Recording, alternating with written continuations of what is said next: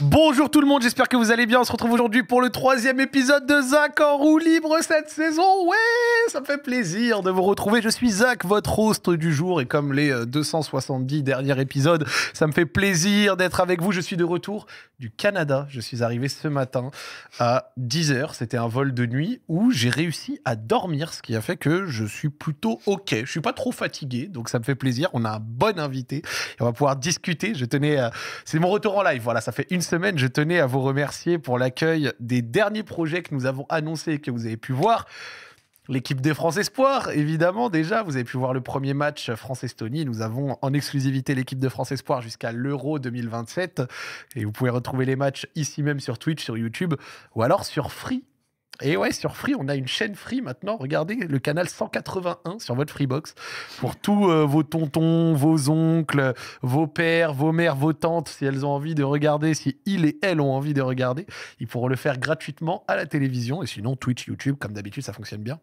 On a également lancé un nouveau podcast, Lock-in. C'est lancé avec Arthur et Joël. Le premier épisode est sorti il y a quelques jours. Pardon. Vous pouvez le retrouver sur Spotify. Il y a déjà 250 000 écoutes ce matin.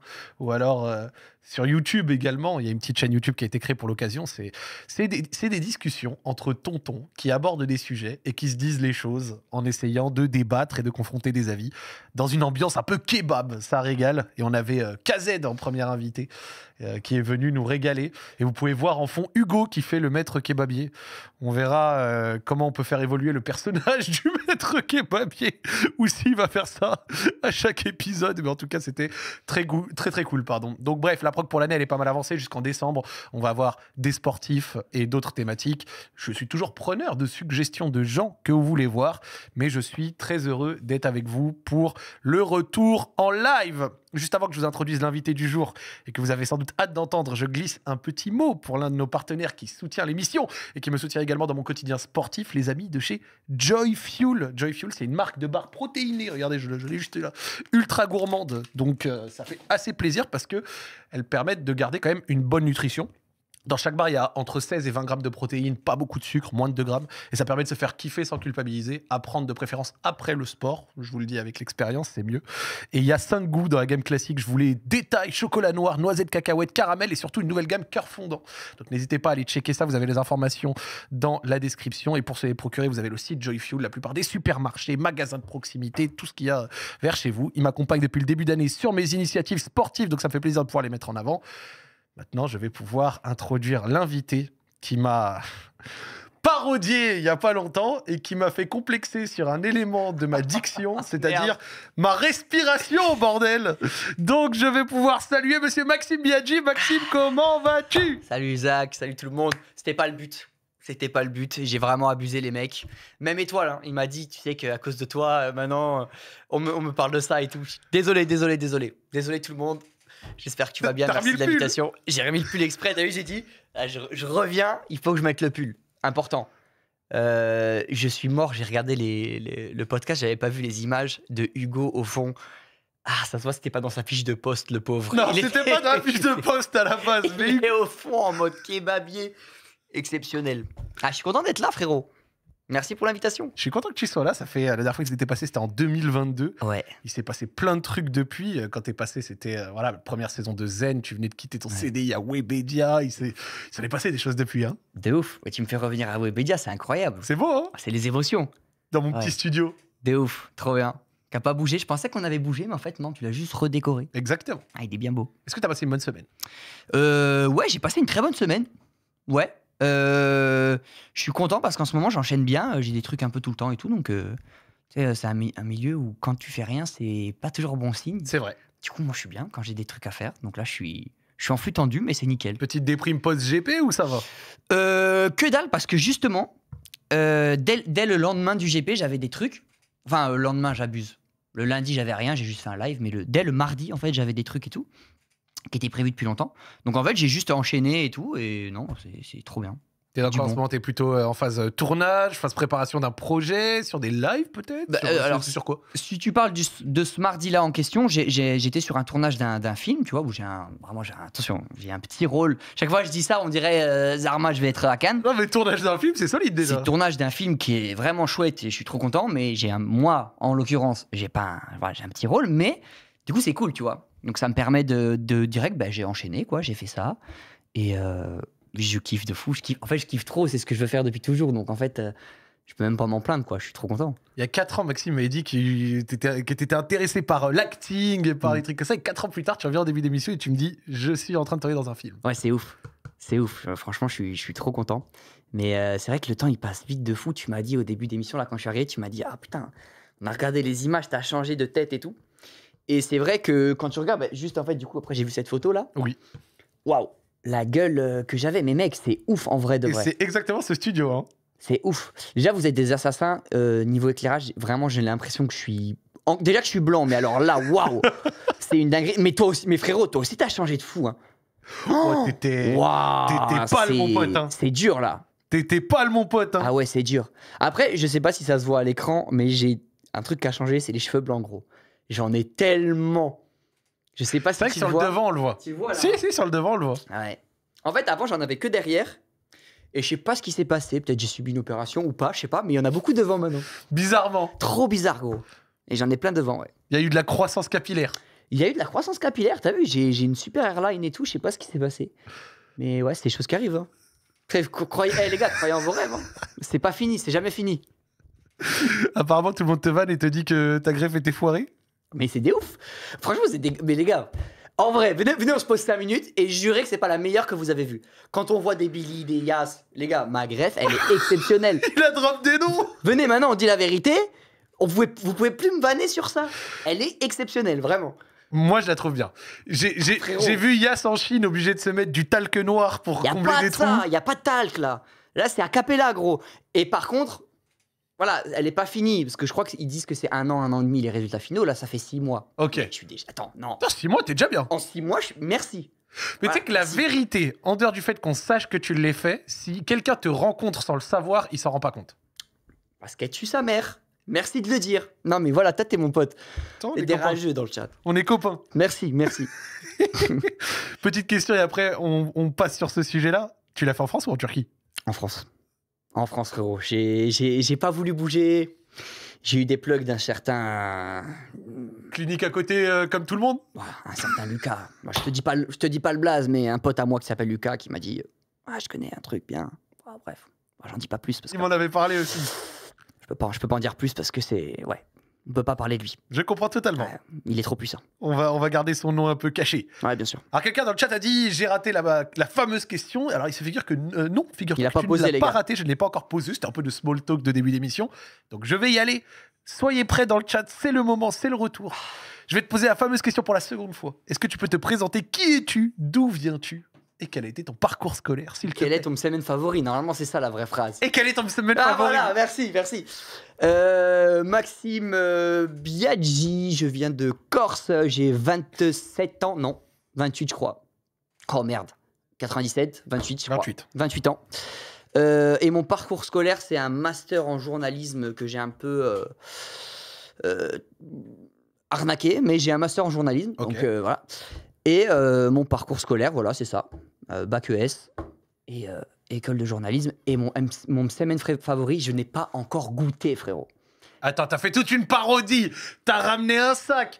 T'as fait genre et tu n'as jamais goûté une semaine. Je n'ai pas encore goûté la casalerie. Et je sais que c'est pas bien. Écoute-moi bien, Zach. Je m'engage à ce que la semaine qui arrive là, donc de lundi à dimanche, tu vois une story de moi en train de manger un semaine. Je m'engage là tout de suite parce que c'est pas normal. Je suis d'accord. Et il se trouve que le 22 octobre, on sort une nouvelle recette. Donc c'est dans 5 jours. Donc ça tombe. Elle a quoi? C'est la recette d'hiver. En mode raclette ou truc comme ça? Oui, bien sûr. Bien gourmande, bien cheesy, bien. Il y a un monde où c'est ça que je prends. Vas-y. Il fait plaisir. Ah, je suis désolé. C'était comment le master en journaliste? Tu dis que tu l'as arnaqué, mais tu l'as arnaqué parce que genre, tu sais, sur la fin, t'étais plus trop dedans, t'as rafistolé 2-3 morceaux, ça l'a fait, c'est quoi? C'est pire que ça. Et en vrai, je sais même pas si je peux dire tout parce que ça peut... Bon, après, je travaille plus là-dedans, mais imagine un jour c'est chaud, je dois retourner là-dedans. En fait, ce que j'ai fait... Non, mais... Ça y est, il se livre. Vas-y, livre. Non, mais... Tu pourras dire que c'est faux, au pire.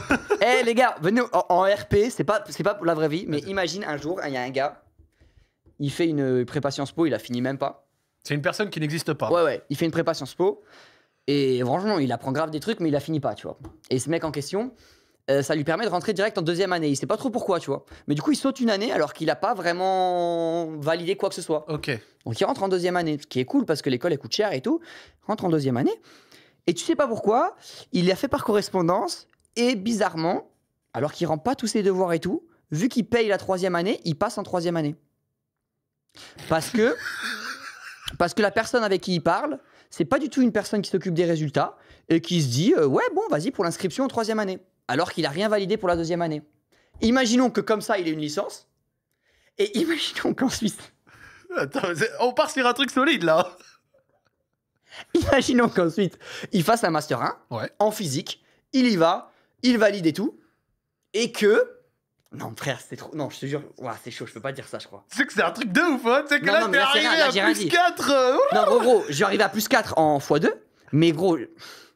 Bon, imaginons que, sans dire trop pourquoi, il s'arrête au Master 1, mais qu'il a validé un Master 2. Frérot, je peux pas dire pourquoi. Ne dis pas, ne te mets Et pas dans que- la barre. Et que sur le CV, il écrit Master 2, et que du coup, il puisse rentrer à Webedia, notamment. Vous voyez la réalité derrière vos créateurs de contenu, les gars. Waouh, qu'est-ce que je viens de faire Ouais, non, franchement, laisse-moi réfléchir, mais je crois que je peux vraiment pas dire ça. Mais le dis pas. Mais par Je contre. crois que c'est vraiment répréhensible, genre, c'est vraiment un truc qu'il faut pas faire. Mais donc, du coup, est-ce que t'es pas journaliste? Bah, j'ai écrit des news Fortnite quand même. J'ai écrit des news, la Boogie Bomb, elle est de retour, les gars, c'est grâce à moi que vous l'avez su. Donc en vrai, je suis un peu journaliste. Après, j'ai fait des vrais articles, j'ai fait des vrais trucs dans le cadre de mon master. Parce Ouais. que pour le coup, là, on dirait que je me suis que branlé. En vrai, j'ai vraiment quand même bossé, mine Ok. de rien. Mais j'ai pas. J'ai jamais vraiment bossé sérieusement dans le journalisme. Dans mon cursus, ouais, j'étais vraiment full news, machin et tout.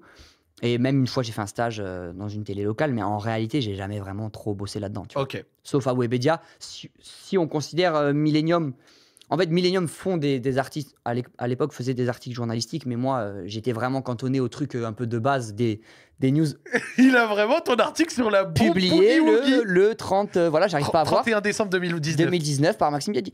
Et Attends, jour de Nouvel An, toi, t'as publié un article. ah, ça charbonnait. En fait, à ce moment-là, je suis en stage, frérot. Donc, moi, je veux que prouver. Bien sûr. Parce que j'ai envie d'être reconduit pour avoir mon CDI. Je voulais Logique. coffrer mon CDI, tu vois. Logique. Et du coup, ouais, j'ai un peu charbonné. Mais voilà, donc moi, ce que je faisais, c'était pas vraiment du journalisme. Après, j'ai essayé de faire genre un peu des trucs. Genre, j'avais suivi le Gotaga Show. Oui. Gotaga Barrière Show. chaud. C'était pas le Barrière Show. C'était un autre. Ils avaient fait un truc au Grand Rex avec Brooks qui Ok. était venu chanter, machin. J'avais couvert ce truc-là, j'avais fait un article un peu en mode. Mais c'était des articles, voilà quoi. C'était pas très bien écrit quoi. Mais bon, j'ai commencé comme ça quoi. Fallait bien apprendre. Ouais, de ouf.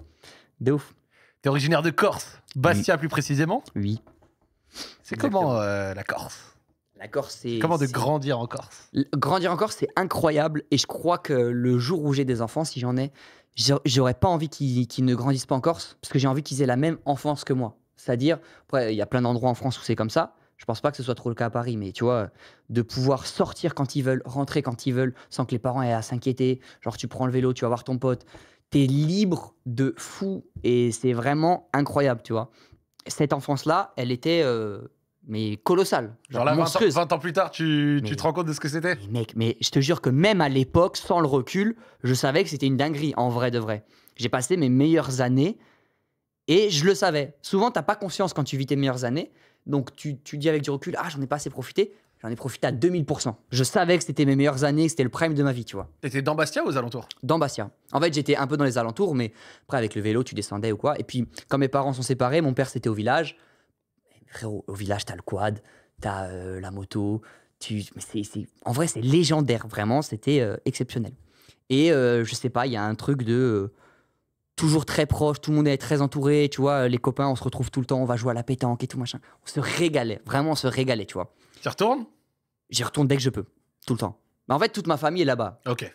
Donc c'est plus simple pour moi d'y aller qu'ils se déplacent à 100 000, tu vois, pour venir. Donc ouais, j'y vais dès que je peux. Quelqu'un demande dans le chat, est-ce que tu pêches un peu? Non, parce que déjà, j'aime pas le poisson. Je Ouais. mange rien qui vient de la mer alors que je viens de Corse. Et en fait, j'ai trop du mal avec l'hameçon dans le poisson et tout. Ça me fait... j'arrive pas, tu vois. Ouais, t'as mal au cœur. Je l'ai fait, hein. Au collège, En troisième, j'allais souvent pêcher, tu vois, avec des potes, mais c'était plus l'activité que voilà. Mais le côté l'hameçon dans le poisson, le truc, Ouais, je capte.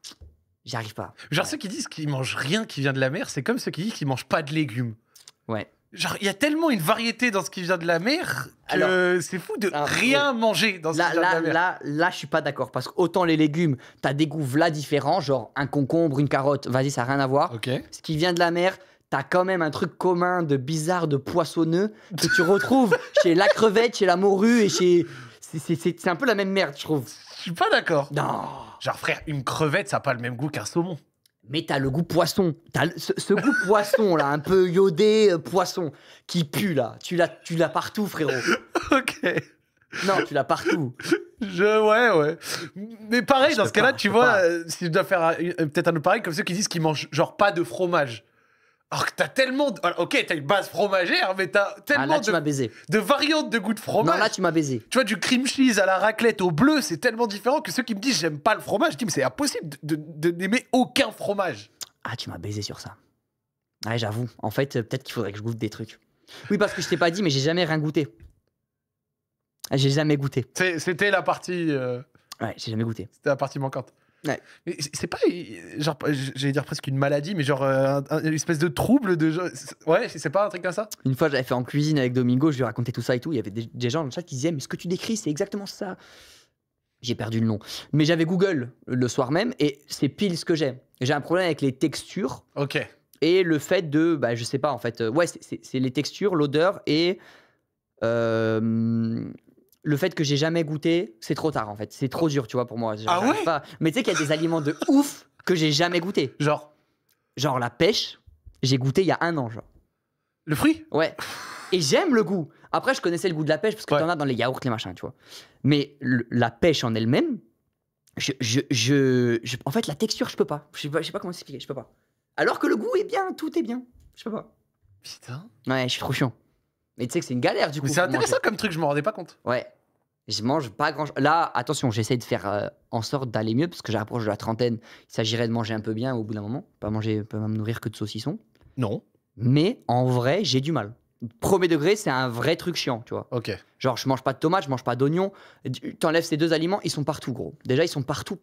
Tomate, oignon, champignons, c'est le classique du classique que tu vas Tomates, retrouver. oignons, champignons, j'aime pas. Donc là, déjà, il y a 80% des repas, c'est ciao. Et c'est trop chiant en vrai, tu vois. Pas de tomates, pas d'oignons, pas de champignons, pas de produits de la mer. Ouais. Et là, j'étais gentil, mais en vrai, il y a toutes les viandes que j'ai, il y a quasiment aucune viande que j'aime bien, à part le poulet, le steak, tu vois. Ah non, mais frérot, je suis trop chiant. La charcuterie? Ah ouais, alors là, on parle. Ah, Là, là, en t'inquiète tant même que pas. Corse, Là, t'inquiète même pas. Un peu trop d'ailleurs, parce que du coup, bah, ça te tue le cœur et tout, tu vois. Donc là, j'essaie de faire gaffe. Là, c'est des discussions de daron. Mais maintenant que j'ai bientôt 30 ans, oui, je peux tu pas rentres dedans. je rentre dedans. Voilà, je peux pas. Je peux pas m'enculer 40 saucissons par mois. Je peux pas. Quelqu'un demande dans le chat, donc du coup, quand tu prends un burger, tu demandes sans tomates, sans oignons, sans salade. Non, parce que la salade, depuis peu, ça va. Alors là, que la laitue. Depuis peu. Voilà, depuis peu et que la laitue. Mais ouais, c'est sans salade, sans tomate, sans oignon. Dans les kebabs aussi, partout. Fromage, ça va? Oui, bizarrement, fromage, je suis assez ouvert à peu près tout. Ok, Ouais, bon, ça va. ouais. Mais t'as vu déjà, ça réduit vachement. Genre, tu manges des pâtes au pesto steak, vas-y, c'est bon, c'est facile. Mais c'est trop chiant parce que sur n'importe quel tournage, les adultes normaux vont Oh, le manger catering et le tout. catering. Bah, forcément, je vais pas aimer, tu vois. Trop chiant. Bah écoute, franchement, si tu t'en rends compte et que tu fais déjà des efforts pour ouvrir, parce que déjà là, de ce qu'on vient d'entendre, Je fais des la efforts. salade, t'as fait un petit effort, la Ah, de ouf. pêche, t'as découvert, Ah, de tu vois, ouf, petit de à ouf. petit, t'es là. J'essaye de faire des efforts. Mais par exemple, la tomate, je sais que c'est mort. Parce que pour le coup, comme c'est trop chiant, j'ai essayé genre 4 fois. Ouais, Et les 4 fois, je me suis dit, bah, c'est pas possible. c'est d'obèse. Ouais, c'est pas possible, je peux pas. Il y en a, ils demandent c'est quoi le catering. Le catering, en fait, c'est en général les buffets qu'il y a pendant les tournages. Ouais, la régie, pour quoi. l'équipe technique, etc. Et pour souvent, du coup, aussi les acteurs ou autres. C'est fou. Il me parle de figatellu dans le chat, c'est quoi? Le figadelle, c'est une saucisse corse de cochon cuite. Tu manges ça en hiver, c'est que en hiver. Et c'est génial. Donc tu vas accompagner ça de la poulinde, ce que ça s'appelle, c'est de la farine. Ingrédient de la poulinde, farine de châtaigne, eau. Ok. Mélanger, c'est fait. Après, pour mélanger et tout, c'est une galère, mais bref, je passe les détails. Ça, avec ton figadelle ou un œuf au plat, et du brooch, du fromage frais. Du fromage. Thé aux anges. Magnifique. D'accord. Magnifique. C'est le D'accord. repas un peu traditionnel d'hiver réconfortant. Tu vois. Même si, évidemment, je peux pas le manger. Tu pourras pas goûter, toi. Non, mais comment tu l'as vendu, il y a un truc. Il y a un bail, il y a un Il y bail. a quelque chose. Je te jure, il y a un bail. J'entends, tu vois. Ouais. Ok, pourquoi pas. Mais tu pourras goûter la poulinde. Un jour, tu goûteras. La poulindre, ok. Poulinda. La poulinda. Ouais. Je retiens ça. Ce petit instant bouffe m'a fait kiffer. Moi aussi. Continuons. Pour vers l'appétit. Continuons. Désolé pour les bruits de bouche, les gars. Peut-être j'en fais. J'ai mis des gouttières Comme Yass. depuis 2 jours. Comme Yass. Trop. On n'entend pas trop. J'ai pas vu des gens dans le chat en parler. Déjà, ça me tue les dents, mais en plus, du coup, je suis un peu en mode. Tu dois les porter genre 20 heures par jour, un truc comme ça, non? 22 sur 24. Voilà. Putain, mais Yass, il a mis exactement la Ouais. même chose. Ouais, écoute, courage, mon frère, parce que je comprends quand tu commences à avoir la trentaine que tu essayes de corriger les dents, le poids, la bouffe. Je fixe tout ce que j'ai pas fixé pendant 30 ans. Ça, non. Quand tu commences à quitter ce truc de quand t'es invincible avec ton corps de 17 à 25 ans, c'est drôle. Tous les jours burger, machin. Vas-y, dis-moi ce qu'il a dit. Là, il a dit c'est rien par rapport au Spa 12 Zach Nani. Va te faire foutre.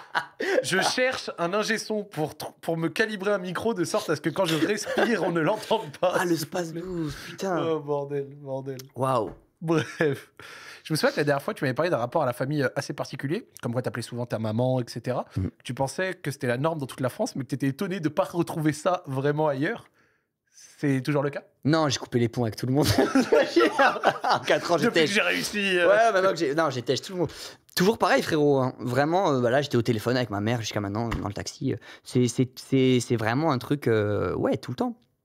Tout le temps. Ma mère, mon père, mon frère, tout le temps. Je sais pas, c'est trop important en fait pour moi. Genre, on a ce socle familial. Quand j'habitais en Corse, c'était tous les dimanches. C'est même pas besoin de le dire. Tous les dimanches, c'était repas de famille. On était tous ensemble et tout, machin. Ouais, c'était la base, quoi. La base, tu vois. Et maintenant, je suis loin, donc bah forcément, c'est plus compliqué. Mais il y a toujours ce lien, tu vois, d'échange tous les jours par téléphone et tout. Et comme je te disais, soit je rentre dès que possible. En l'occurrence, là, en ce moment, c'est un peu compliqué, mais genre pour Noël, déjà, c'est sûr. Et l'été, j'essaie de passer minimum 1 mois, tu vois. Ok. Et eux viennent aussi quand ils peuvent. Mais Oh, le bon mois en Corse l'été, ça fait kiffer, ah ouais, ça. mais il régale celui-là. Il régale.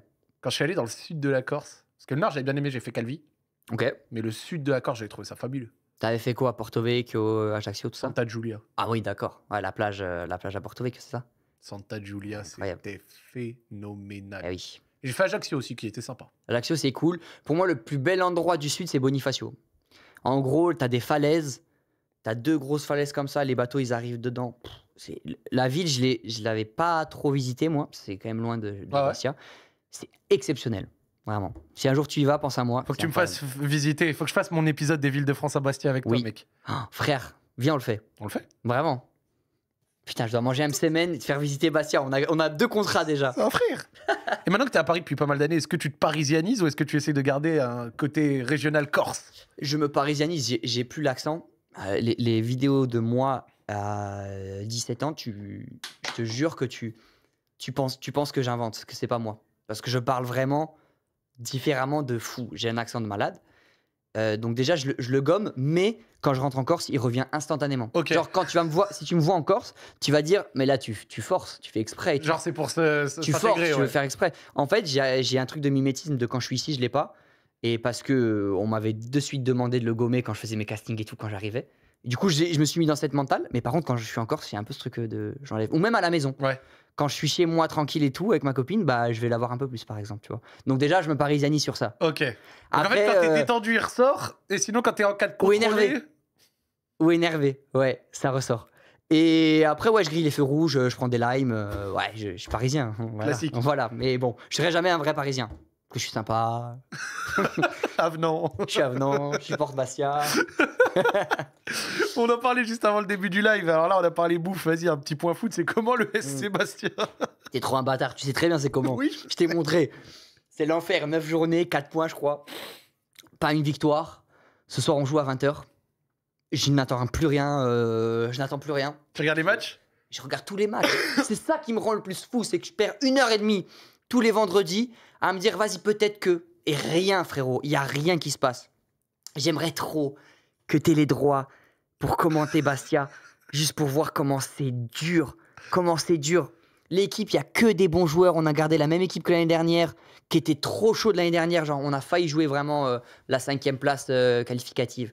On était vraiment bien, tu Et vois. en gardant la même structure, même équipe, Kata. Même structure, même équipe. Le groupe, il vivait bien. Il y a tout nickel. Tous les cadres, ils sont restés. On a vendu un gros joueur, c'est vrai.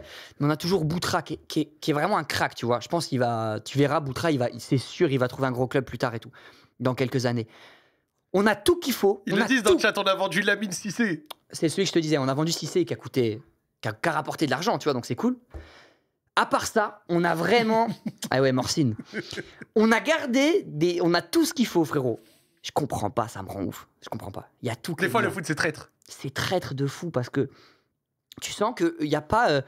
tu vois, avant, Bastia, on gagnait le match avec les couilles un peu. Ouais. On n'était pas... Tu vois, même À la mentale. tu vois, même en Ligue 1, avec Cahuzac, Leka et tout, tu te rappelles de cette équipe? Oui, les casseurs. C'était pas les plus techniques en Non, vrai. Hein. bah, oh que non. Mais par contre, il y avait ce truc de s'arracher de fou. Et je sais pas, j'ai l'impression que c'est plus compliqué cette année, même offensivement, c'est hard. Courage. Mais ça va aller, j'y crois toujours. J'y croirai toujours, de toute façon. Tu sais, nous, on a un slogan, c'est Nati per soffre. Né pour souffrir. Mais on est là. On fait ça, mais on est là. J'y crois. Ce Nati Persofré m'a fait kiffer. Ouais.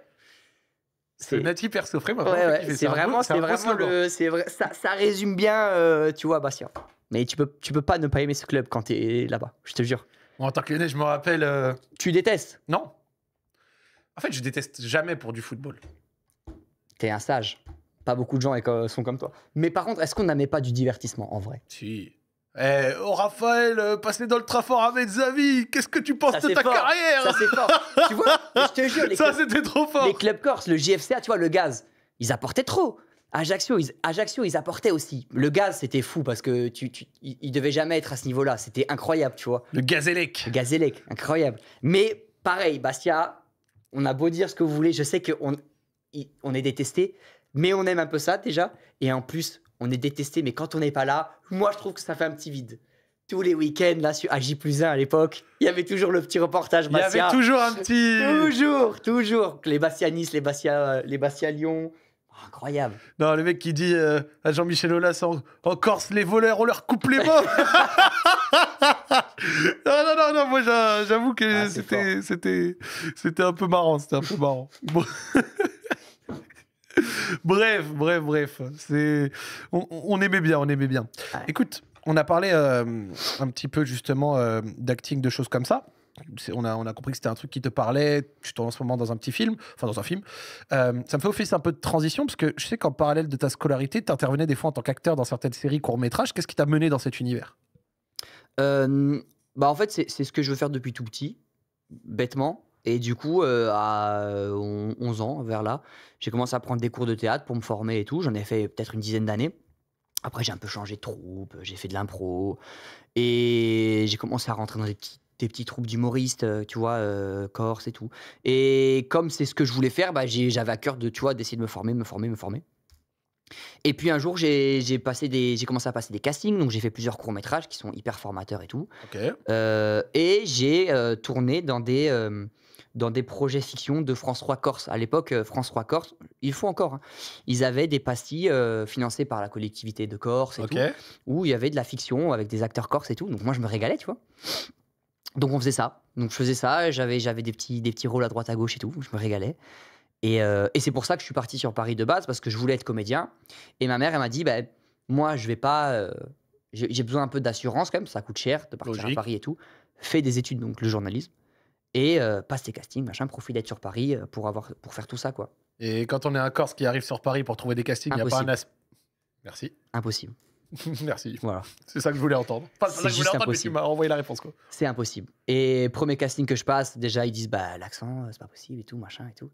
En vrai, c'est chiant de fou, mais je comprends, si ton personnage doit être parisien, là, c'est sûr que ça marche pas. C'est à partir de là que j'ai commencé à, pas le gommer pour le renier, mais essayer de savoir le contrôler pour passer les trucs et tout. Sauf qu'en fait, comme 99,9% des comédiens, en fait, si t'es pas dans la top agence ou dans le top truc, tu vas juste passer tes propres castings de ton côté et tout, mais ça va très rarement aboutir à quoi que ce soit. Et comment tu rentres dans une agence ? Ben, à l'époque, c'était marrant parce que il y avait un acteur qui m'avait dit ah je vais te présenter un agent machin et tout. Donc j'avais une agent qui débutait aussi en fait. Ok. Donc j'ai débuté avec elle, mais qui a très vite arrêté quand je suis arrivé à Paris. Donc j'étais un peu livré à moi-même. Donc j'étais en mode solo. Je vais à Paris, j'ai besoin de toi, j'arrête. J'arrête. Donc je trouvais mes castings, je sais pas, j'allais voir des sites d'annonces, je me baladais, je trouvais il y avait une affiche en mode on cherche machin, mais c'était pas des trucs de ouf, hein. Mais je sais pas, j'essayais comme ça et ça marchait pas de malade quoi. J'ai jamais réussi à décrocher grand chose. Et puis suite à ça, en fait, 3 ans plus tard après j'ai commencé les streams quoi. J'étais en mode bah autant essayer de créer quelque chose autre part quoi. Donc c'est un peu par hasard comme ça qu'après je suis arrivé sur internet. Et bah, trop bien, en vrai. Tu vois. Je vais quand même dire un petit mot, moi, c'était sur ce que tu as dit, France 3 Corse. Les télés locales, on peut trouver ça un peu vieillot, un peu vieux jeu, et c'est vrai que je pense pas qu'ici, il y ait beaucoup de gens qui aient 25 ans. Oui, je me pose devant France 3 Ouais, c'est rare. Rhône-Alpes ou un truc Ouais, comme ouais. ça. Mais elles ont fait des travaux. À leur époque, elles ont permis des beaux projets. Travaux de fou. Et mention spéciale à France 3 Corse, qui est la seule qui diffuse je crois, en 24-24 des programmes originaux. Parce que les autres France 3 régions, la plupart du temps, ils ont le flux France 3 classique et de temps en temps des projets en fonction de la région. Ouais. Je crois que France 3 Corse, ils ont vraiment ce truc de diffuser tout le temps et tout. Et c'est que des gens passionnés et tout. Je trouve ça fou.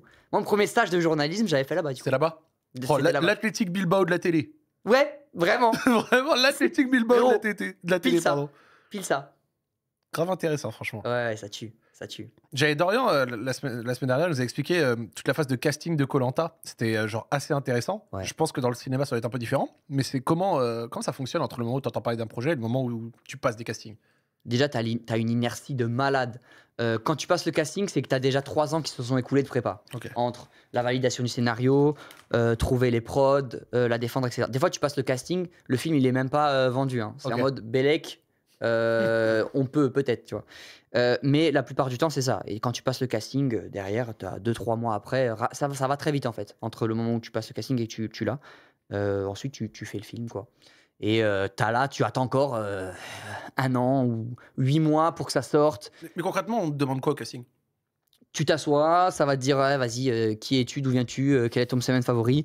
Après, tu vas jouer la scène, mais c'est presque militaire. Enfin, c'est vraiment tout est fait pour que ce soit anxiogène un peu, en vrai. Ah ouais, vraiment? C'est vraiment un Pour exercice. te mettre un peu dans le stress et tout? Ouais, c'est pas fait exprès, mais tu rentres, t'as une personne avec son caméscope qui va te filmer comme ça, tu dois jouer ta réplique, mais toi, t'es pas la personne en face, elle est pas là pour faire le comédien, tu vois. Donc elle va juste te répondre banal, toi tu dois donner l'émotion, c'est super bizarre, tu vois. C'est pas facile. Genre, une fois j'ai passé un casting, c'était pour une série où à un moment il y avait une scène de violence avec une arme. Ok. Allez, bon, vas-y, bah tiens, prends cette tranche de pain de mie, voilà, ça, ce sera le flingue, machin, truc, et toi, t'es là, machin, avec ta tranche de pain de mie, je vais te buter. Tu vois, c'est dur. De pas exploser de rire, ouais. C'est dur, mais c'est archi formateur.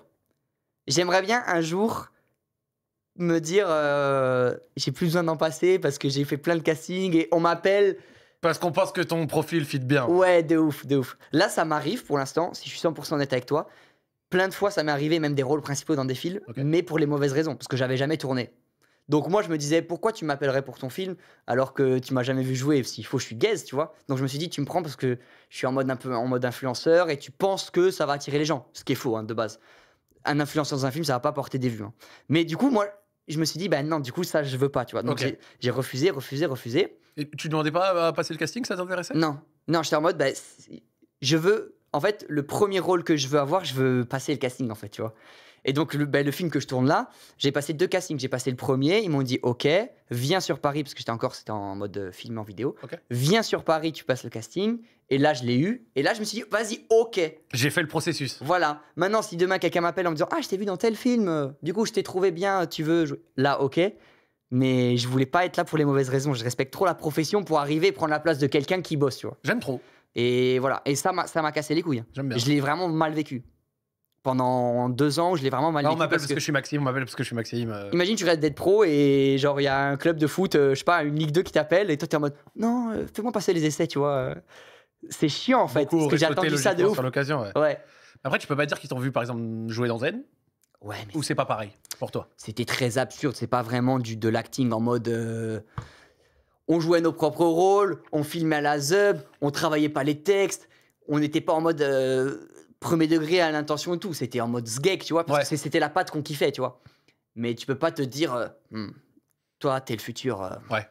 talent du cinéma, vois. alors que t'as vu que moi qui fais genre je me branle avec Ben, tu vois. T'as dit un truc que j'ai trouvé intéressant. T'as dit les influenceurs, c'est faux, ça ramène pas des vues Mais au trop cinéma. pas. Trop pas. Qu'est-ce qui. Vas-y, je te laisse boire, t'inquiète. Mais qu'est-ce qui appuie ce point de vue selon toi? C'est factuel, c'est quoi? Mais pour moi, un film, il marche que s'il est bien. Et les seuls gens qui vont te faire amener des gens au cinéma aujourd'hui en France, ils sont peut-être 5. Hein.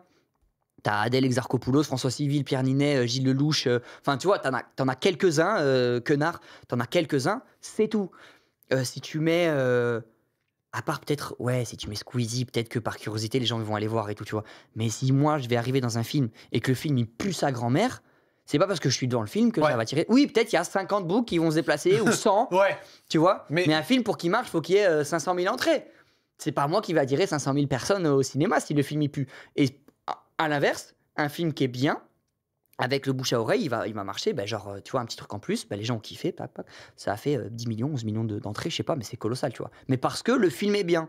Donc, en fait, la recette, c'est soit ton film est bien, il marche, soit il est pas bien et galère, tu vois. Tu penses quoi de l'état du cinéma en ce moment?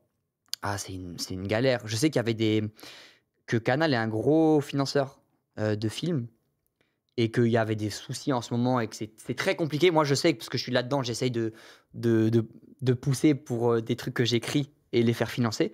C'est très dur en ce moment. Genre, les prods, elles sont très frileuses et tout. C'est pas facile en vrai. Mais par contre, je trouve que le cinéma français, il a trop mauvaise presse alors qu'il y a des trucs de ouf qui se passent.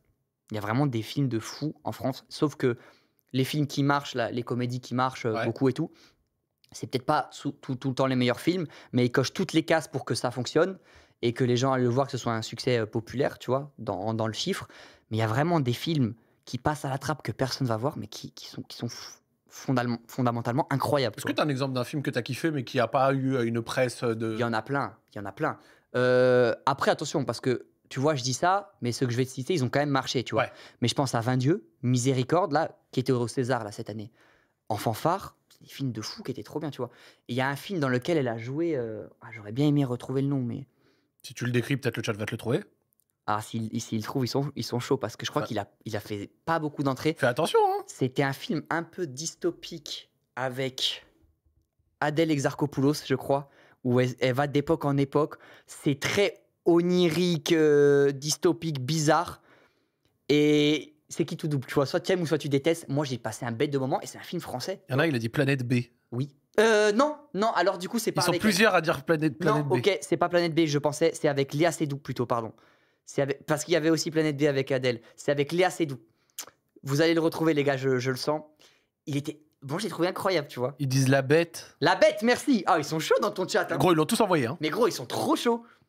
Et je sais qu'il y a plein de gens qui vont dire ah ouais, j'ai pas aimé. Mais par contre, tu peux pas dire qu'il n'y a pas un travail de fou derrière. Ouais, qu'il y avait rien. Ouais, tu vois. Et Genre, ça, c'est t'as des pas films- aimé peut-être le parti pris, mais dans l'esprit. mais gros, en vrai, c'est une proposition de malade, tu vois. Et c'est des films français, tout ça. Ils sont trop bien, mais personne va les voir.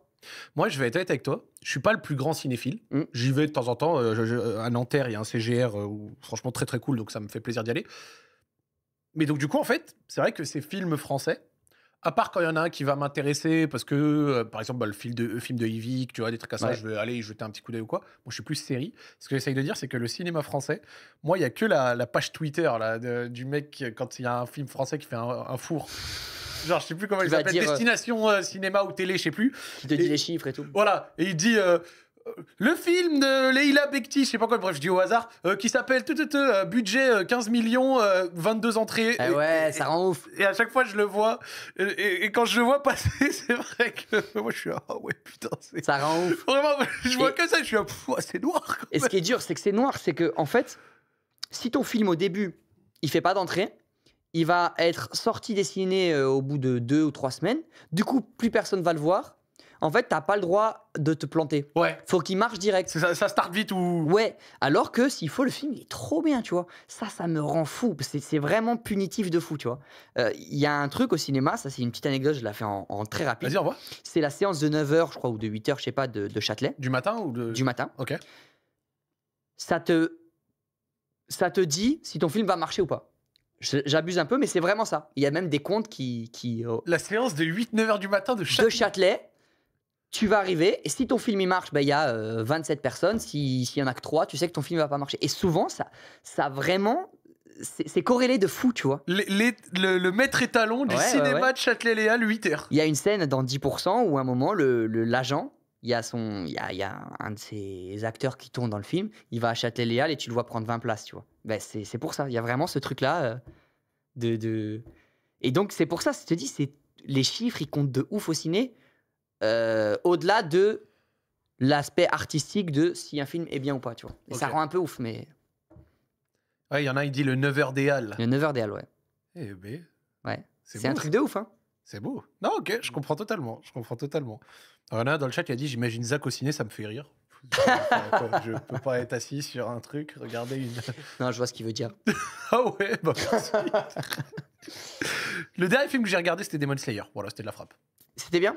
Fallait que je le dise parce que j'ai dans mon entourage des gens qui font que de me rappeler que je suis allé voir ça à 30 ans, comme si ça. T'as vu l'avant-première au Grand Rex, là ou... Je l'ai vu au CGR Nanterre en bas de chez moi.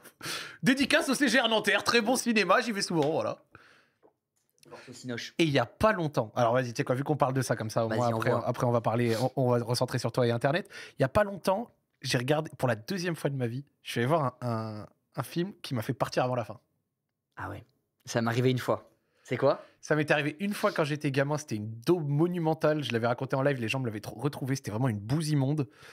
Et là, c'était un truc qui était plutôt bien noté, mais dans les 20 premières minutes, j'ai pas accroché du tout, Ouais. au point où franchement j'ai fait non, je me casse, c'était le Dracula récent.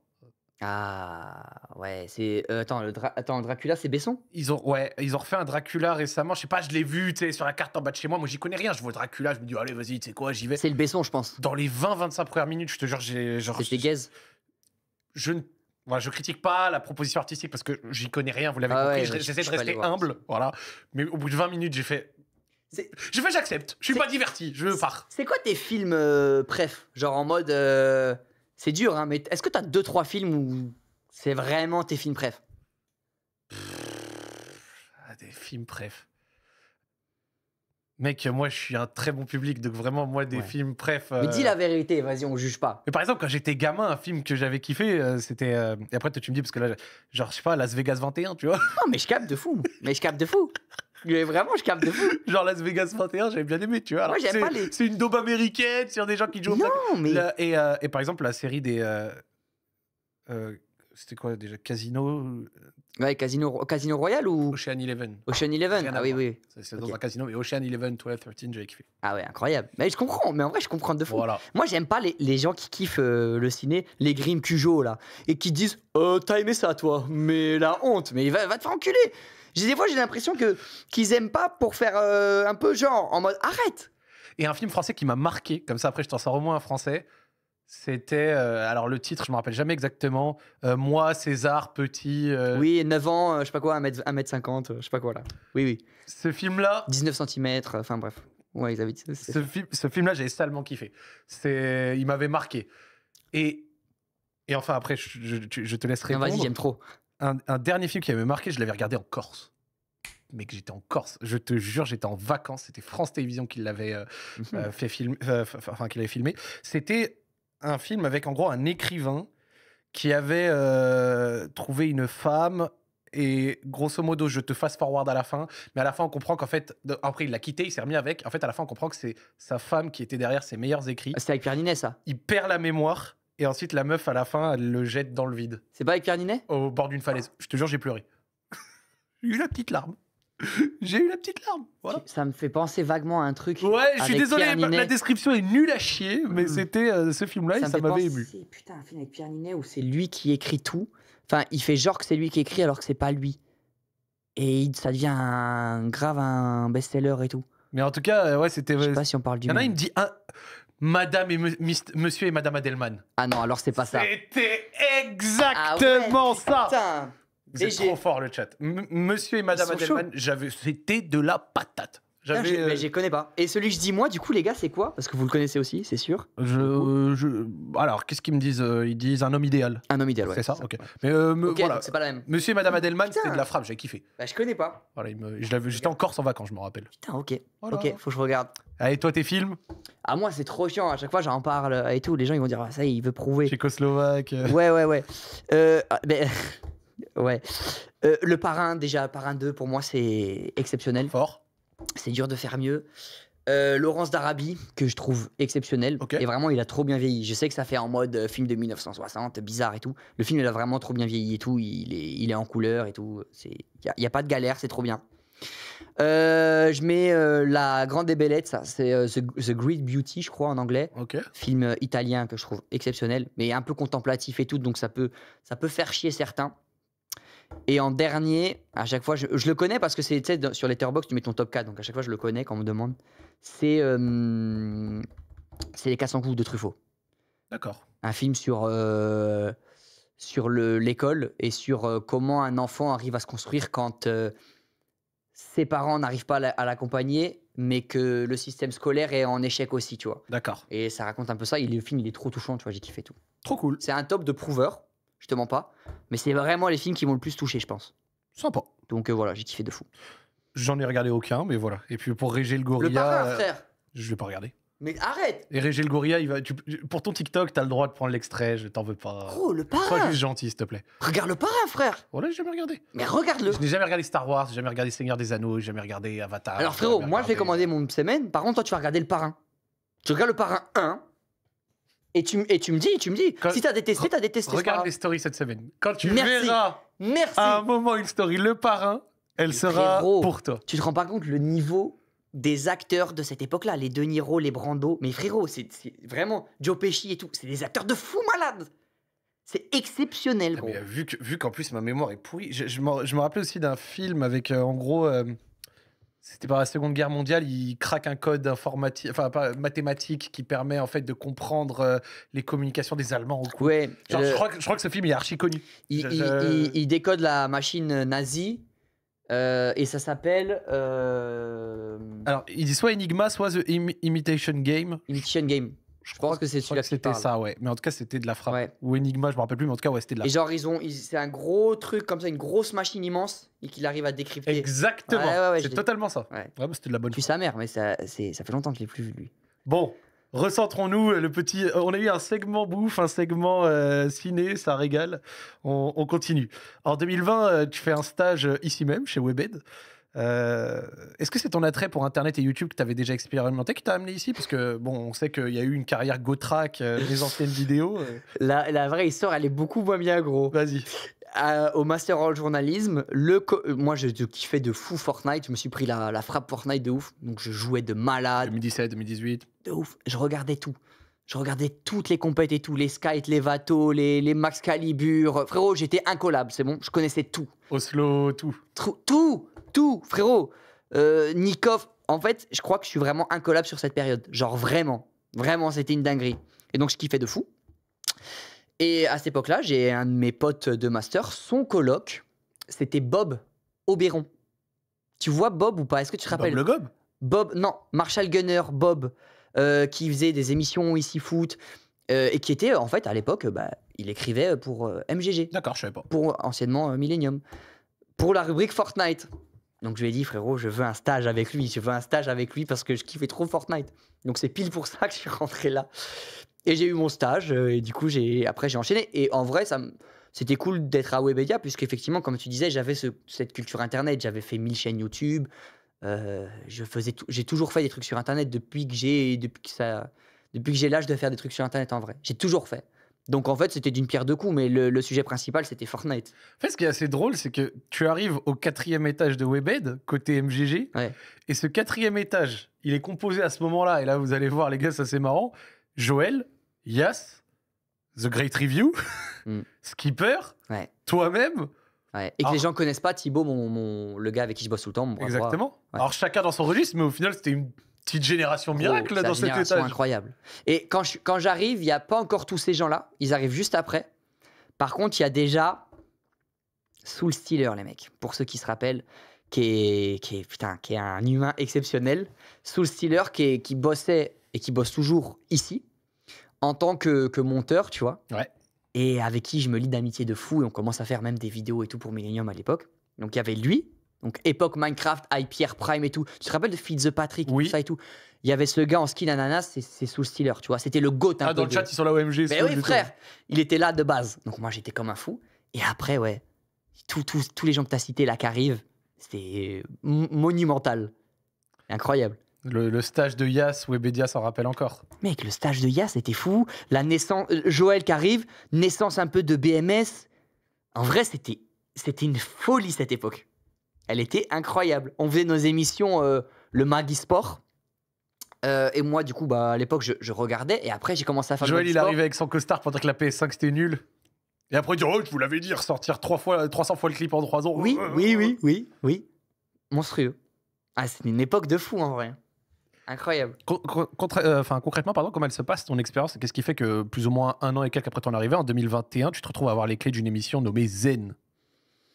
À cette époque, je commence à apprendre un peu, je sais pas, sur les réseaux, tu sais, j'avais fait la parodie de Jeune Entrepreneur, machin. Ça y est, on connaît. M'a saoulé. Mais, C'était ton tweet épinglé pendant ouais, longtemps. ouais, hein. c'est bon, je l'ai enlevé. J'ai dit, ça y est, là, j'ai surfé sur le buzz, je l'ai sucé jusqu'au bout. Fallait. Vas-y, viens, on passe à autre chose. Passons à autre chose. Mais bon, j'avais fait cette vidéo qui avait un peu marché, et puis j'en ai fait une autre, et puis une autre, et puis une autre, et puis une autre. Et je commençais à avoir un peu de gens, mais à cette époque-là, je suis toujours. Bon, je suis encore stagiaire, je crois pas que je sois déjà en CDI. Je me rappelle un moment où j'avais eu mes 10 000 abonnés, il y a Bertrand Amar qui était venu. Bien joué, mec, bien joué et tout, machin. Donc je suis en mode, hey, On me reconnaît. on me reconnaît. Et donc je faisais ça, et puis je commençais à voir à l'époque, et ça, franchement, je leur serais reconnaissant de ouf, Solari, qui OMG. était un peu intéressé. Alors, c'était pas formel, tu vois. Ouais, mais. Je crois que c'était Tapeouz et tout à l'époque qui m'avait contacté, qui m'avait dit est-ce que tu serais pas chaud de venir bosser chez nous pour faire la strat contenu? Donc, tu gères nos contenus, tu fais de l'édito, machin, et tu essaies de faire la strat contenu. Et moi, à l'époque, tu me parles de ça. J'adore Fortnite. C'est qui les boss sur Fortnite? En vrai, c'est un peu Solari oui, quand même. Totalement. Et même sur plein d'autres trucs. Tu vois, moi, je kiffais Hearthstone et tout. Il y avait Solari, Hearthstone. Enfin, bref. Solari qui avait la vision. Ouais, et c'était il y a très longtemps, tu vois. Et j'étais en mode, ah putain, bénéf quand même, tu vois. Et j'avoue, ça m'a un peu aidé à ce que Webedia me dise, non, on veut que tu restes avec nous. Parce que du coup, j'avais un peu cette proposition Oui. qui se formait. Je commençais à streamer un peu de mon côté. Il m'avait dit, écoute, tu veux faire quoi en fait? Tu veux faire une émission, des streams, des machins? J'ai dit, bah moi, j'aimerais bien faire un truc un peu produit et tout. J'avais pas encore Zen en tête, mais dans l'idée. Et il m'avait dit, bon, Bertrand, qui était chaud à l'époque, il m'avait dit, écoute, va au moins 1.2 là, tu sais, à côté du parking. Tu fais tes conneries. Et en échange, viens, t'es en CDI quand même, viens, tu bosses. Tu fais ce que t'as à faire. Mais par contre, je te laisse ça. Et ça, c'est une opportunité de malade en vrai. Parce que ça coûte super cher, un plateau, Oui. etc. Sauf que pour les gens, pour vous expliquer comment ça marche en concret, vu que Webedia a des techniciens en interne, c'est Webedia qui tankait les coûts Oui. de prod. Et moi, ça me coûtait zéro en fait. J'avais pas à embaucher une réal, un ingé son, un machin. C'est une chance inouïe. Non mais gros, en vrai c'est ouf, tu vois, de me proposer ça. Parce que je pense qu'en vrai, en valeur nette, non, parce que c'était dans les salaires, mais si tu devais le budgétiser, c'était du 2-3 000 euros facile, tu vois, même si c'était une mini-émission. Genre, Hein. dès le début, ouais. Dès le début, même quand il y avait juste 2 cams, un commute et tout, tu vois. Et ben, en fait, du coup, je fais ça, tu vois. Et puis, au bout d'un an de laboratoire, de tests et machin, première émission avec Yas, sur la chaîne de Yas. C'était trop drôle. Au début, Pour- c'était une émission sur 2 sur sa chaîne, sur sa C'est chaîne. ça, avait aucun c'est sens. ça. Yas, il était en mode, ah ouais, je sais pas si ça me fait kiffer et tout, machin. Et en même temps, je comprenais, c'était un fourre-tout, le truc, tu vois. Au bout d'un an de laboratoire, de tests, de machin et tout, ça s'appelait déjà Zen, mais en fait, ça avait que le nom. On a commencé après à faire l'émission plus carrée comme on la connaît, quoi. Elle partait d'où l'idée de base? Est-ce que tu avais un peu des inspirations en mode late show? Non, on l'a pas assumé le côté late show première saison. En fait, l'idée c'est que du coup tu parlais de Stéphane Skipper, Ah oui. donc qui était prod ES1 à l'époque, ES1 TV, tout ça. Et Thibaut qui était mon supérieur, qui bossait avec Bertrand. Je voyais qu'ils avaient un peu tous les deux la déconne, que moi j'avais envie de faire de la vidéo, que c'était pas trop le sujet d'MGG, ils voulaient pas trop en faire, alors que franchement quand on en faisait, ça marchait bien quoi. Ouais, Enfin, ouais. mais eux, ils étaient pas dans ça, tu vois. Et à chaque fois, ils me poussaient, les deux, ils étaient en mode putain, mais ouais, c'est vrai que c'est bien quand même et tout. Et donc, quand j'ai commencé à faire l'émission, si tu veux, très vite, ils se sont positionnés pour m'aider, tu vois. Stéphane, il me faisait mes conducteurs, donc il a instauré un professionnalisme. Thibaut, il m'a aidé à trouver des idées, Stéphane aussi. Donc, en fait, si tu veux, ce truc-là, ce trio-là, m'a permis d'avancer très vite jusqu'à ce qu'on trouve 1000 idées et que ça nous fasse plaisir de faire cette émission, mais qui n'était pas encore un late show, en fait. Puis arrive l'émission Billy, où on fait son entrée en mode catcheur, machin, truc. Déjà, respect à vie à... L'émission Billy en mode catcheur, Ouais, ben voilà. c'était vraiment une dinguerie. Et en vrai, respect de ouf à Billy. Billy, à l'époque, c'est Billy Prime en mode Urbex à 100 000 viewers et tout, qui accepte de venir ici, alors que l'émission, il n'y avait rien, tu vois. Que ce soit Billy, Terra, en fait, tous ceux qui sont venus en saison 1. Même saison 1, vous avez eu MV, Jilcy, Joyka, Mais Freddy c'est des Gladius. monstres. Tous ceux qui sont venus à cette époque-là, les gars, faut vous rendre compte que vraiment, le live, s'il fait 2000 viewers, c'est miraculeux. Ils viennent juste parce qu'ils se disent, ah, vas-y. Ils sont marrants quand même. Je On vais les leur donner. aime bien. Vraiment, c'était en mode juste, je viens de donner de la force. Ils avaient rien à gagner. Ils avaient tout à perdre parce que c'était parfois très bourbier l'émission en vrai de vrai. Hein. Ils venaient tous et j'étais en mode, mais c'est exceptionnel s'ils acceptent. Ça n'a tellement, mais aucun sens. Ça n'a aucun sens, frère. Ça n'a tellement. Et déjà là, on a aucun une sens. zénithale. Regarde, on a une cam qui filme de haut. Ouais, Déjà, ouais. c'était une bête d'amélioration. On était en mode, wesh. Bravo. Avec mon pull Wankill. Regarde Grim comme il a changé aussi. Grim avec sa grosse coupe. Ah, monstrueux. Au final, c'est vrai que pour beaucoup, tu vois, que si on leur parle de Zen, ils vont plutôt situer la saison 2 dans leur tête, mais cette saison 1, elle a vraiment servi à déblayer le truc, quoi, à expérimenter, à savoir où tu voulais aller. De malade. De malade. Et c'est après l'émission Billy qui marche du coup de fou parce que lui il me raid, machin, trop fort. Elle fait genre 10 000 viewers. Et c'était genre notre pic, mais de très loin, tu vois. On décide de dire, bon les gars, on est d'accord qu'on ne veut pas faire autre chose de notre vie. Et donc avec Stéphane et Thibaut, donc les deux qui travaillaient à Webedia et qui avaient un gros poste bien, tu vois, ils se disent, venez, on quitte tout, rupture conventionnelle, on part à trois, on crée une boîte de prod et nique sa mère, on essaye de faire ça, tu vois. Donc gros pari pour eux à l'époque quand même de faire ça. Et on coproduit, Webedia non seulement accepte, c'était des bons pour le coup d'accepter ça, ils acceptent notre rupture co, ils acceptent qu'on fasse ça en coprod, donc 50-50, et on fait toute la fin de la saison 1, et après la saison 2, saison 3 avec eux. Magnifique. Comme ça, tu vois. Ouais. Et de toute façon, ce modèle de coprod, c'est ce qu'on a aussi sur Zach Aroli, par exemple. Ouais, bah tu vois, tu fais 50-50 avec eux.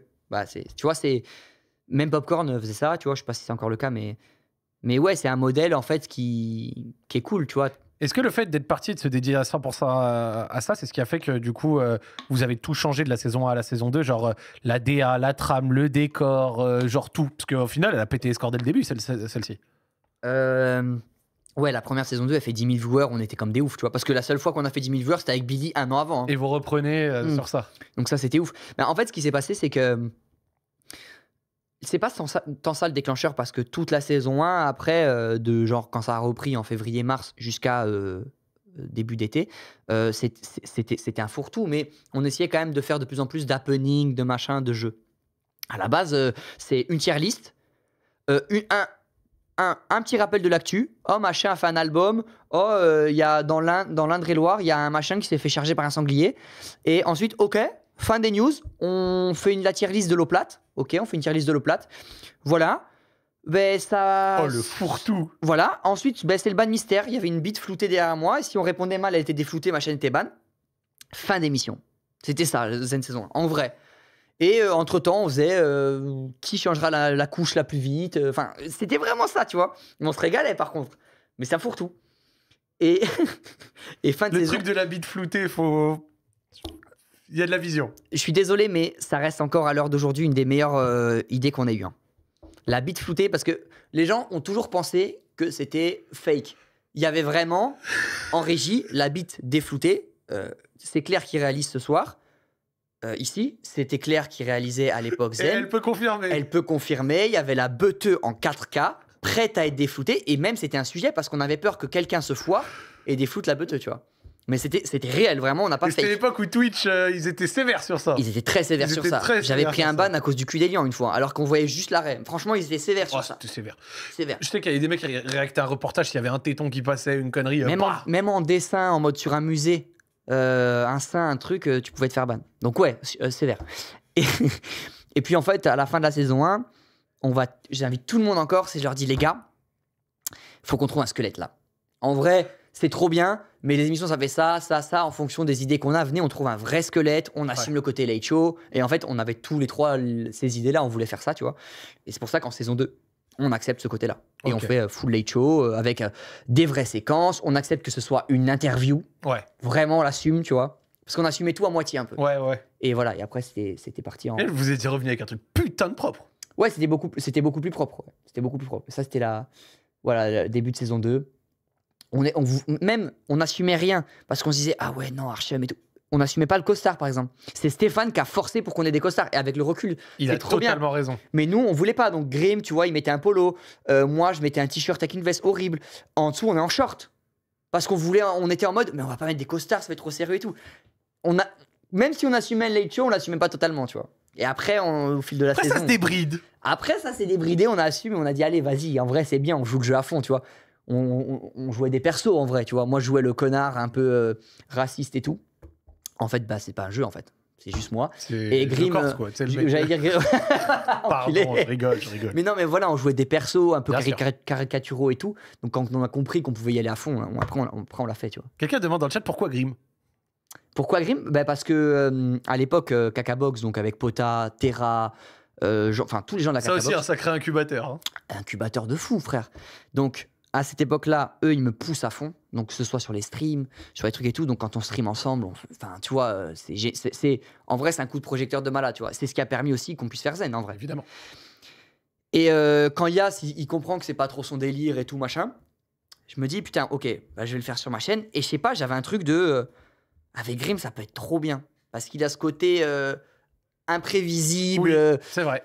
On avait besoin de quelqu'un qui est un peu le rôle chiant, moi, qui gère l'interview, qui recentre un peu le fun killer, même si j'envoyais quand même des trucs, mais j'étais un peu le fun killer, qui essaie de recentrer l'interview, machin et tout. Mais du coup, on avait besoin de cet électron libre qui allait dire mais toi, tu pues de la gueule un peu, non, tu vois, alors que c'était pas le moment, tu vois. Et Grim, c'était trop bien pour ça. Et donc je regrette pas du tout. Toi tu pues de la gueule un peu. Mais frérot, je suis sûr il a déjà dit ça. En fait je vois l'idée. Mais oui, tu vois ou pas? Bah oui gros. C'est trop important qu'on ait ça, je trouve. Oh là là là là. Ok, je comprends. Mais à la base il vient saison 1. Enfin saison 2. Non saison 1. Ouais. Il vient pour me rendre service parce que du coup Yas c'est plus là. Et l'émission d'après j'ai dit on verra. Peut-être je prends Théorus ou Elian ou machin. Mais Elian je crois qu'il était encore à l'armée à ce moment-là ou je sais même pas. Donc c'était un bordel. Un bordel. Et au final, il est revenu. Et c'est à chaque fois, je disais, tu peux revenir cette semaine? Oui, frérot, je viens. Et la semaine d'après, puis après, en fait, je lui demandais plus. Il s'était en mode acté qu'il venait, tu vois. Et c'est devenu son émission, quoi. D'un point de vue édito, les émissions étaient de plus en plus poussées. Vous étiez combien à bosser dessus à partir du moment où c'était plus structuré? On a toujours fait ça à 3. Que ce soit la saison 1 jusqu'au Bercy, c'était tout à 3. On n'a jamais eu d'aide à l'écriture et tout. Ce qui est aussi dur parce que forcément, faut se renouveler. Faut se renouveler et tout, c'est pas simple. Sans rentrer dans la surenchère, ce qui est un peu relou, tu vois. Donc on faisait tout à 3, mais sur la fin, même milieu de saison 2 et tout, Ben, Elian, Théorus venaient avec Grim, on se retrouvait tous et chacun balançait des idées, machin, ça devenait de plus en plus collégial. Alors on avait toujours la structure à 3, mais par contre, eux, ils nous abreuvaient de vannes et tout, qui faisait que du coup, ça aidait aussi à nourrir un truc, tu vois. Le rythme bimensuel, c'était dur à tenir ou pas? Parce que vous, il y avait aussi beaucoup de trucs qui étaient tournés en amont, etc. Ça a l'air d'être trop dur. Je pense que c'est pour ça qu'on n'a pas fait plus de 3 saisons. C'est parce que ça nous a trop fatigués. Et avec du recul, j'en parlais avec Amine qui me disait ça. Et en vrai, il avait raison. C'est qu'on aurait dû s'en foutre de ce truc de contrat, de devoir en faire 2 par mois et tout. Et se dire au bout d'un moment, les gars, si on veut tenir sur la longueur, parce que nous, on est trop fatigués, on peut rien faire d'autre à côté. Tu sais, je pouvais pas développer de vidéos sur YouTube, faire des castings et tout à ce moment-là, parce qu'en fait, c'était tout le temps. On aurait dû en faire 1 par mois. Et en faisant 1 par mois... Un peu comme Popcorn? Ouais, comme Popcorn maintenant. Tu vois, Popcorn, il faisait 1 toutes les semaines, carrément. Oui. Et je pense que si on avait fait 1 par mois, on aurait pu faire une saison de plus, tu vois. Parce qu'on aurait eu moins de galères d'invités, parce qu'aussi, il faut trouver tous les 15 jours un invité qui accepte de venir se livrer pendant 2 heures en live, sans savoir ce qu'il va se prendre en face. Si tu connais pas trop Internet et tout. Déjà que pour Zach en libre, des fois, c'est pas facile, alors que c'est plus prévisible. Alors vu vous... C'était vrai, frérot, en vrai, c'était impossible. Les gens, ils disaient toujours, mais vous êtes bêtes ou quoi? Pourquoi vous invitez pas Pierre Ninet? Bah ouais, mais tu crois qu'on n'a pas pensé? Tu crois qu'on n'a pas pensé à Pierre Ninet, à Angèle, à Shai, à Yana Nakamura? On y a pensé, frérot. T'inquiète, on a pensé à tout le monde. On a essayé, hein. Et on a tout essayé. Mais en fait, je comprends de malade, frère. Je comprends de malade. C'est super dur. Ah, j'ai une proc, c'est dur. Hein. Ouais. Et puis oui, en fait, il y a aussi quelque chose que... ouais, c'est vrai que les gens, si ils sont pas dans le milieu, pardon, ils ne s'en rendent pas forcément compte. C'est vrai que avoir un même projet qui te grind ton temps semaine après semaine avec une espèce de répétition T'es dans le constante, guidon, ouais. à la longue, c'est épuisant. C'est pour ça ça. qu'il y a souvent dans les prods un taux de rotation des effectifs qui est énorme. C'est ça, bah ouais. Et puis nous, on avait la tête dans le guidon, donc on se rendait pas compte. Mais en vrai, avec mon expérience et la maturité, parce que tu grandis x10 en vrai sur Internet, sur tous les trucs que tu reçois et tout, avec du recul, je me dis franchement, Zen, c'était une niche, une grosse niche. Mais ça restait une niche, c'était pas...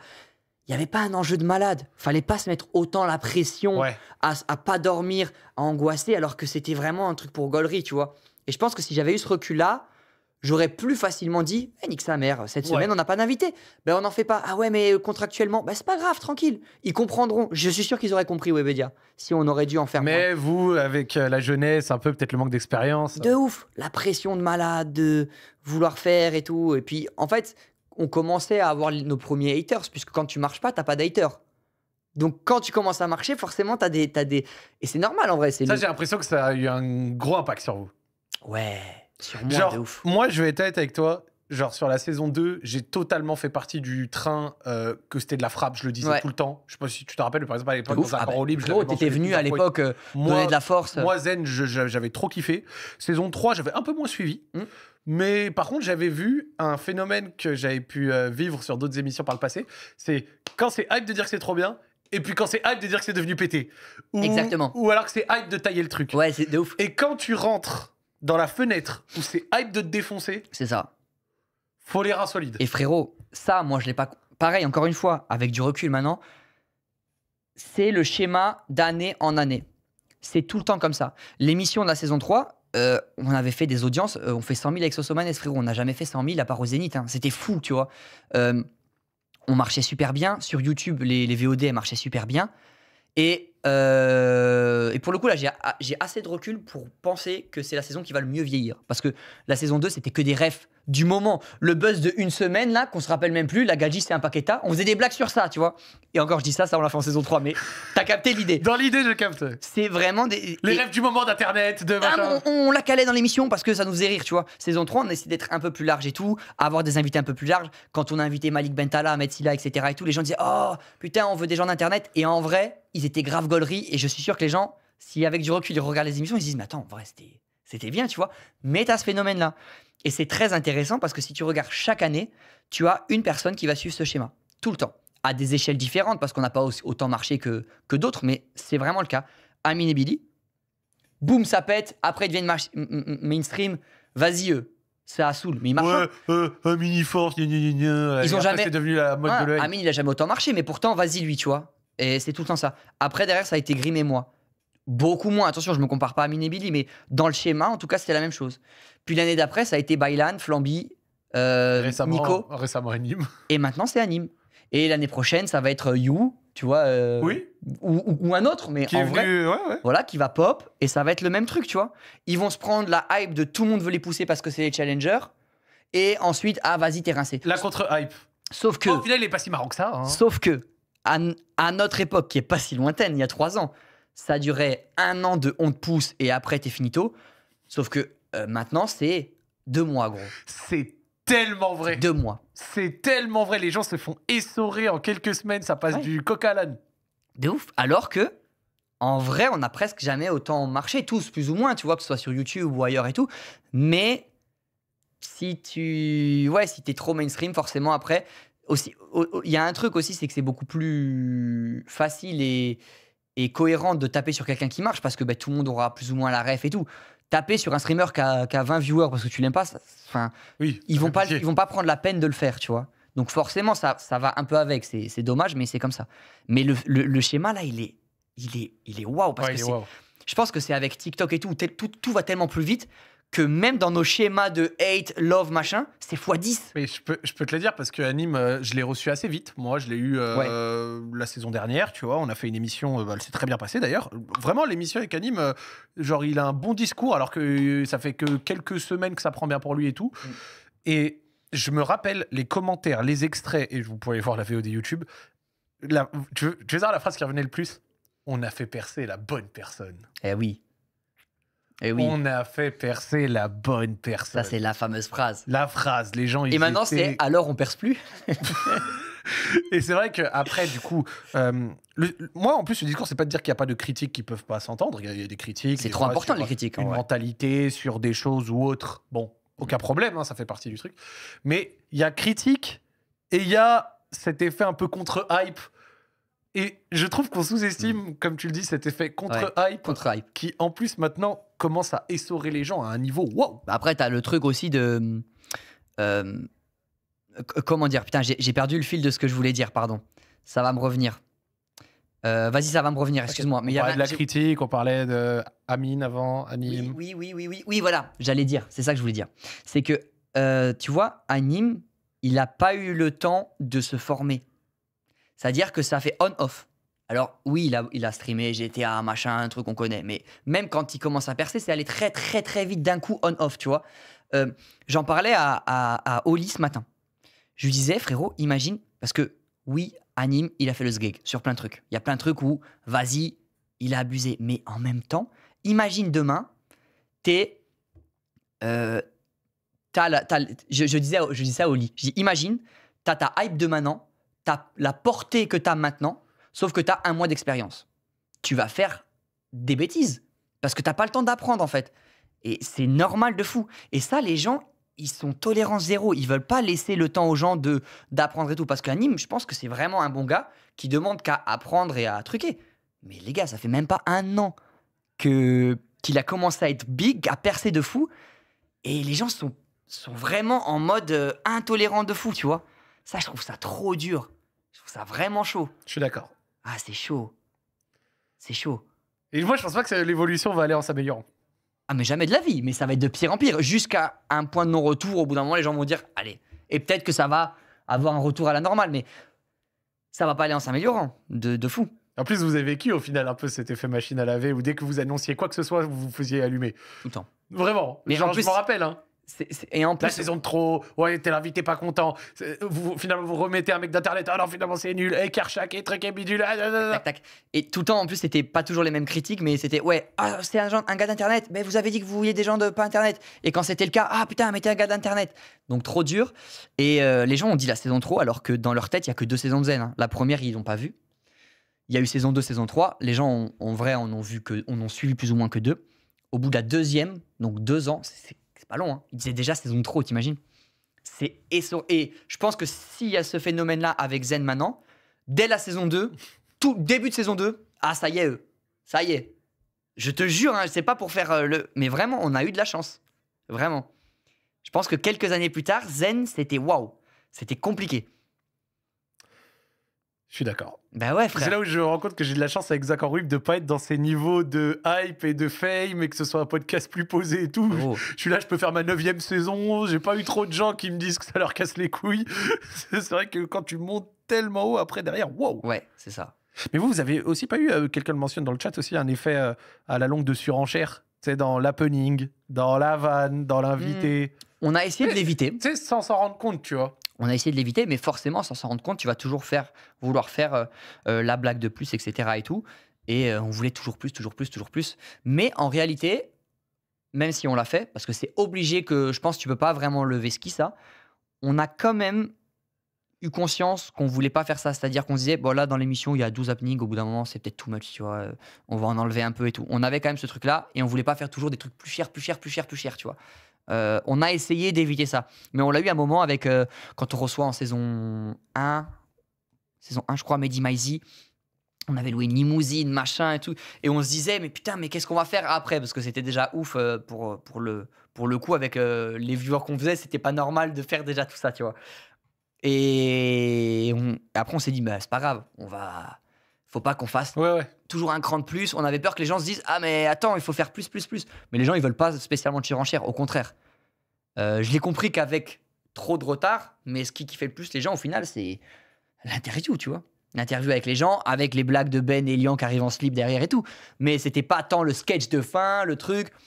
Non, Ben et Elian, leur rôle, il était exceptionnel. Mais oui, mais c'est trop bien, ils étaient russes. Les 3, c'était trop bien. De ouf. Mais tu sais que j'en garde un excellent souvenir. Je trouve ça fou. Parmi les happenings, lequel était le plus réussi selon toi? Et peut-être un où tu considères que c'était raté? Oh putain, le plus réussi, waouh. Ouais, je suis chiant avec ma question. Mec, en fait, j'ai tellement une mauvaise Et dans le mémoire. chat, profitez-en pour dire celui que vous avez préféré, peut-être. J'ai tellement une mauvaise mémoire que je me rappelle plus, mais c'est pas, on peut pas considérer ça comme vraiment un happening. Mais quand Ziak, à l'époque, il accepte de venir dans l'émission, faire un sketch et de parler, le gars, c'est la première fois qu'on l'entend parler. C'est dans Zen, alors que juste avant, on le parodie avec toi. Tu te rappelles? Ziak Nani. Ziak Nani. Derrière, Le on jour où arrive. tu m'as envoyé ce message, on avait bien rigolé. On est tourné dans le parking là. Oui. Juste après, saison d'après, ou je sais pas, plus tard dans la saison, Il on cite l'a. beaucoup Mr. V. Ok, ouais, mais les gens ont souvent ce truc-là de quand on a enchaîné tous ces mêmes qu'on a été trop chiant avec lui. Mais je sais pas, le fait que Ziak il arrive dans l'émission qui dit ouais, t'as cru que j'étais Drake. Je trouve ça incroyable. Ouais, ça c'est. Non, franchement, t'es chaud. Avec Joël derrière et tout. Et il y a Joël derrière. Les gars, regardez, hein. C'est Joël, Zach à gauche, là, c'est lui en slip, avec un slip ou en cul. Grim derrière. Et ces couteaux-là, c'est vraiment mes couteaux. Le noir qu'il a, c'est vraiment mon couteau de chez moi, cuisine, avec mes Vapor Max fake. Non, vous étiez fort. Un régal. Vous étiez fort. Un régal. Moi, le mariage avec la daronne, à la fin, moi, j'avoue que. Ah, j'avais oublié. Moi, ça a été vraiment le moment où j'ai fait. Non, ils ont pété un câble. Ah ouais, j'avais Moi, oublié vraiment, ça. j'avais hurlé. Ah, j'avais oublié Genre, celui-là. vraiment, j'avais hurlé. Ouais, c'était bien. Quand en fait, on avait fait genre qu'on était en studio, Ouais. qu'après les murs étaient tombés. Exactement. Non, celui-là, il était exceptionnel. Et il y avait Lutti qui faisait une impro show dans le spectacle. Putain, non, vous avez fait ça fort. Ok, bah, alors, forcément, on va parler de la fin, du Bercy.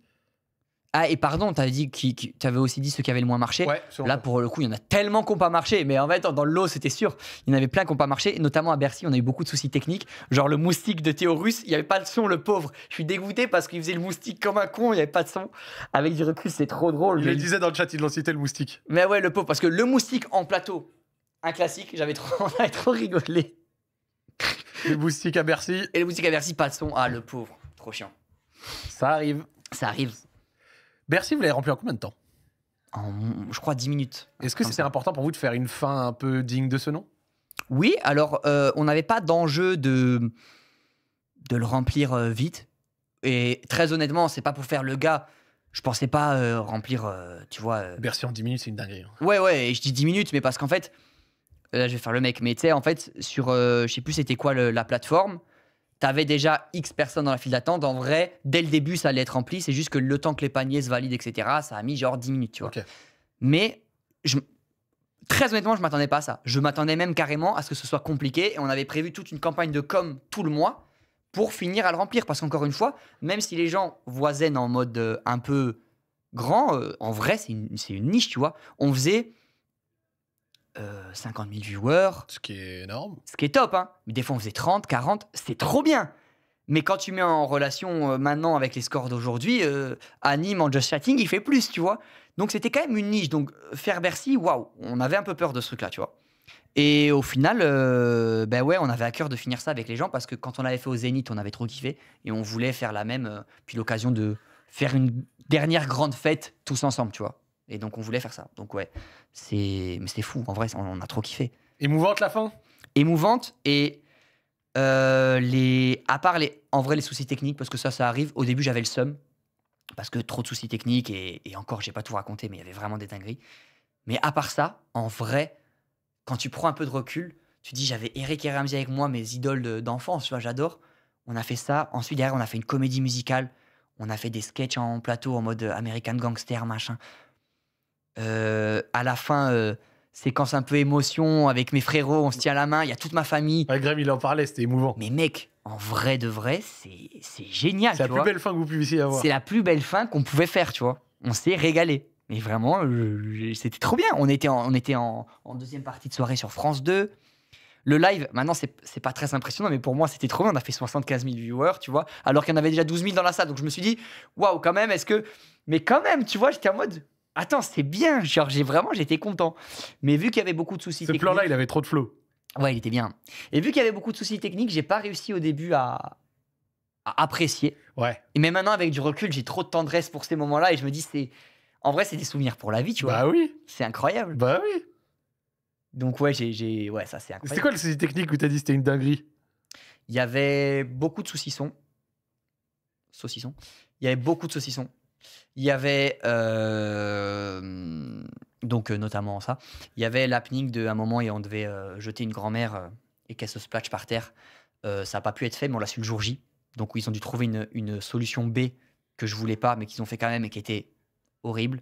Le gâteau, ça devait prendre feu, tout un mec et tout. On voulait faire prendre en gros, on voulait faire un gâteau avec une bougie, un mec qui prend feu, etc. On n'a pas pu le faire. Au dernier moment, ils ont fait autre chose. Et donc, tous les trucs, un par un, que je voyais se dérouler, n'étaient pas du tout ce qu'on avait prévu. Ok. Et ça, à la limite, tu vas me dire, c'est pas grave, c'est des happenings, etc. Et tout, c'est des petits trucs. Le vrai plus gros problème, c'est que quand on arrive sur scène, la disposition n'est pas du tout comme les plans qu'on avait. Et Claire qui nous écoute doit s'en rappeler.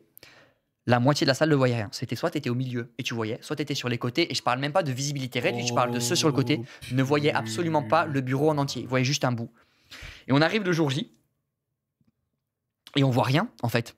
Peu importe où t'es dans la salle, si t'es pas au centre, tu vois pas. Et j'étais en mode... Oh. Et donc on a dit, bah, les gars, faut enlever une tour là. Donc on a dû enlever une tour, machin et tout, déplacer tout. C'était toujours pas pile ce qu'on voulait, mais c'était un peu mieux, tu vois. Et je te dis ça, mais frérot, il y en a eu 1000 autres. La lowrider, au bout d'un moment, ils nous disaient, en fait, on peut pas la mettre sur la scène. Parce que c'est trop lourd, parce qu'on voulait qu'elle fasse... On pouvait pas. Donc après, on a dit, ok, mais on la met sans rien. On la met sans rien. Et en fait, même ça, c'était pas sûr. Au final, vas-y, on peut. On se met dans la lowrider, ils avaient pas fait l'essence, elle démarre pas. Parce qu'il fallait qu'elle ait... Bercy avait dit, ouais, on accepte la lowrider si elle a que genre 2 litres d'essence. Sauf qu'en fait, du coup, elle démarre pas. Donc on en l'a poussé. Et en fait, chaque truc qu'on avait prévu et qu'on savait comment ça rendait, si c'était bien, eh ben, foirait un par un. Et on était en mode, oh, fait chier quand même. Oh, le niveau de stress que ça a dû engendrer. Ça m'a vraiment niqué des points de vie. Tu m'étonnes que t'aies pas profité avant. Ah, j'ai zéro profité. C'est que maintenant que j'en parle avec tendresse. Et Parce émotion, que, ouais. en vrai de vrai, il y a eu tout le final qui était cool avec la comédie musicale, le machin, tout. Quelqu'un il dit dans le chat, Bercy, il te laisse les clés et après tu te démerdes. Ah, mais en fait, pour ceux qui connaissent pas Bercy, comment ça se passe? C'est une salle des fêtes vide. Tu veux de la lumière? Ok, c'est 100 000 euros. Tu veux une scène? Oui, bah c'est 70 000 euros. Tu veux du son? Ok, 50 000 euros. Sinon, t'as pas. Mais c'est vraiment... Il n'y a rien. Bercy, quand il va, c'est vide. C'est vide. Faut tout faire. Voilà. Et dans tout ça, je t'ai pas parlé du problème numéro 1, c'est qu'on devait le faire en juin, que ça a été annulé parce qu'après, ils n'arrivaient pas avec les JO, que ça a été décalé en novembre, mais que nous, on n'avait plus fait d'émission depuis 6 mois, qu'on n'avait plus d'argent pour faire la com. C'était une succession de galères. Plus d'argent pour faire la com, vous étiez à terre. À terre. À terre. Oh là. À terre, mais comme t'as pas idée. Mais au final, bah voilà, on a réussi à le faire au final, tu vois. Tu sais, ce que tu me dis, ça me rappelle un truc, petite anecdote, parce que je l'avais vécu à l'époque. Le KCX3 Ouais. à la Défense, le premier à la Défense Arena. Bon, vu que je m'entends bien, etc., je peux rentrer la veille du show. Mm. Je rentre dans la salle et c'était le KCX où c'était centré. Avec, donc, tu sais, la scène était au milieu et les gens étaient autour. Ouais. Et pour ceux que ça rappelle, et en gros, tu avais les écrans tout en haut. Et il y avait à la Défense Arena sur le côté un giga écran avec la DA à l'époque où c'était les mains comme ça avec du coup ouais, voilà, c'était la DA de l'époque. Et en fait en arrivant la veille au soir, genre je dis OK et le grand écran là, il va montrer le gameplay ou Ouais. pas? Bah, c'était pas prévu. Non. Donc du coup en fait les gens qui n'étaient pas proches de la scène, ils devaient regarder Le cube. le cube comme ça en haut. Waouh. Alors évidemment après ils ont pris les bonnes décisions, Arthur, Kamel, tout ça machin. Ouais, ils ont le réussi grand à- écran a au final Mais c'est chaud. diffusé le gameplay donc il n'y a pas eu de souci. Genre, Mais- c'est tellement grand. Mais Si regarde, t'as pas ça, frérot, Mais tu la- ne vois rien. exactement. Et en fait, la veille, ils se sont Waouh. rendus compte que ce grand écran devait diffuser le gameplay parce que sinon, t'étais comme ça. Ouais, non, c'est chaud. Et ça, si tu te rends pas compte, si personne s'en rend compte, Et c'est là que je me suis rendu compte C'est qu'effectivement, des- ce genre de truc peut arriver la Oh, veille. ça arrive Alors évidemment, tellement. je suis pas en train de dire que c'est parce que je l'ai remarqué que ça c'est. Non, c'est pas ça mon sujet. Mais c'est par contre, j'étais là quand ils ont remarqué ouais, c'est une des. qu'il y avait un souci vis-à-vis de ça et j'avais trouvé ça, Ouais. j'avais trouvé ça dingo. Donc voilà pour la petite anecdote. Ouais, non, c'est vraiment chaud. Au final, en quelques mots, Zen, t'en retiens quoi? Comme ça, on passe sur l'après. Aventure formidable, une chance énorme parce que en fait, ça a été un coup de projecteur sur nous inestimable parce que ça nous a vraiment fait connaître des gens et tout ce qu'on a pu faire maintenant, tout ce qu'on a fait maintenant, c'est grâce à Zen en vrai et aventure familiale de fou que la fierté que j'en tire surtout, c'est qu'on l'a fait en famille de A à Z. Ça veut dire que Ben, on l'a pris au début de saison 2 par hasard parce que Je pensais qu'il avait fait les cours Florent, en fait, trop pas. Et je me suis dit, il nous faut un comédien. En fait, il a jamais fait les cours Florent. Mais il jouait bien. Mais il jouait bien, donc nickel. Théorus, qui était notre pote, tu vois, CCB, tout ça avec Grim. Et même au niveau de l'équipe technique, là, on parle de Claire, qui était la réal, qui arrivait à Webedia à ce moment-là, qui a fait le Bercy. Mais elle est arrivée à Webedia à faire ses premières émissions sur la saison 1, tu vois. Okay. Raphaël à la lumière, pareil. Il a commencé tac. Et Stéphane. Stéphane, pareil. Thibaut, pareil. Et en fait, on a tous, là je t'ai cité ça, mais toute l'équipe technique, on a fait tout ensemble, en fait. Toute la prod, tout. Et en fait, c'est trop précieux. Et je pense qu'il n'y a que sur Internet, en vrai, que tu peux avoir des histoires un peu comme ça. Magnifique. Incroyable. Magnifique. Quand on regarde, ça fait maintenant pratiquement 1 an que l'aventure est terminée. Quand on prend du recul, on t'a énormément vu maintenant à droite à gauche avec Lucas, dont on ne doit pas prononcer le nom. Je me suis exclusifié, frère. Chez Gilsey, etc. Mais finalement, pas tant que ça sur tes propres réseaux, même si tu as sorti des vidéos intéressantes. On aurait pu penser que tu aurais peut-être full StatPad sur l'après-zen. Pourquoi ? Parce que j'ai toujours eu du mal à me positionner et j'étais un peu en mode bande mou. Dans le sens où, vu que mon objectif, j'ai toujours pas perdu de vue, c'est d'être comédien, je me suis dit, si je fais trop de vidéos sur YouTube et tout, je vais me tirer dans les pattes, etc. Et puis, cette année, j'ai compris que de toute manière, c'est trop tard.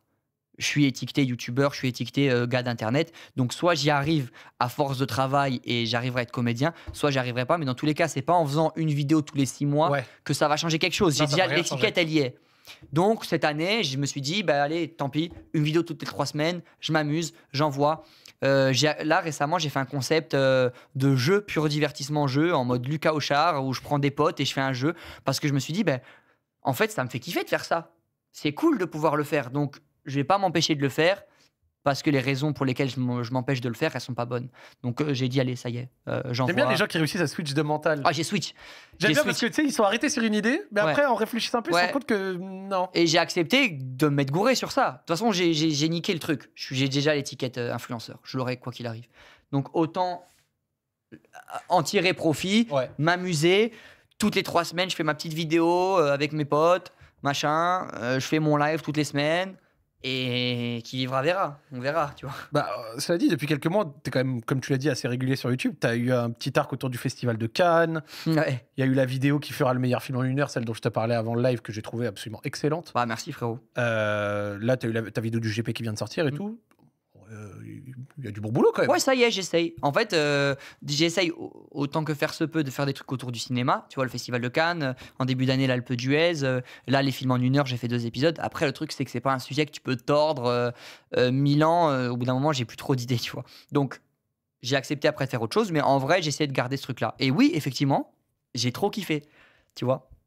J'ai trop kiffé ce séjour à Cannes où on a fait un vlog tous les jours et tout. C'était bien, hein? Ouais, incroyable. C'est l'occasion de retrouver la team aussi, Grim et tout. Mais oui, de fou. Parce qu'on avait plus trop l'occasion de se retrouver à 5 et autour d'un projet de con comme ça, tu vois. Voilà, on s'est régalé, tu vois. Et pour le coup, sans pression. Parce que c'est vraiment des vlogs sur ma chaîne. Ça plaît pas, c'est pas grave. En mode macouillasse. Mais tellement. Non, mais je vois totalement. Et après, là, tu vois, j'ai fait une vidéo un peu pas prise de tête hier. J'ai sorti hier, tu vois. Enfin, que je vais sortir, pardon, que j'ai tourné hier.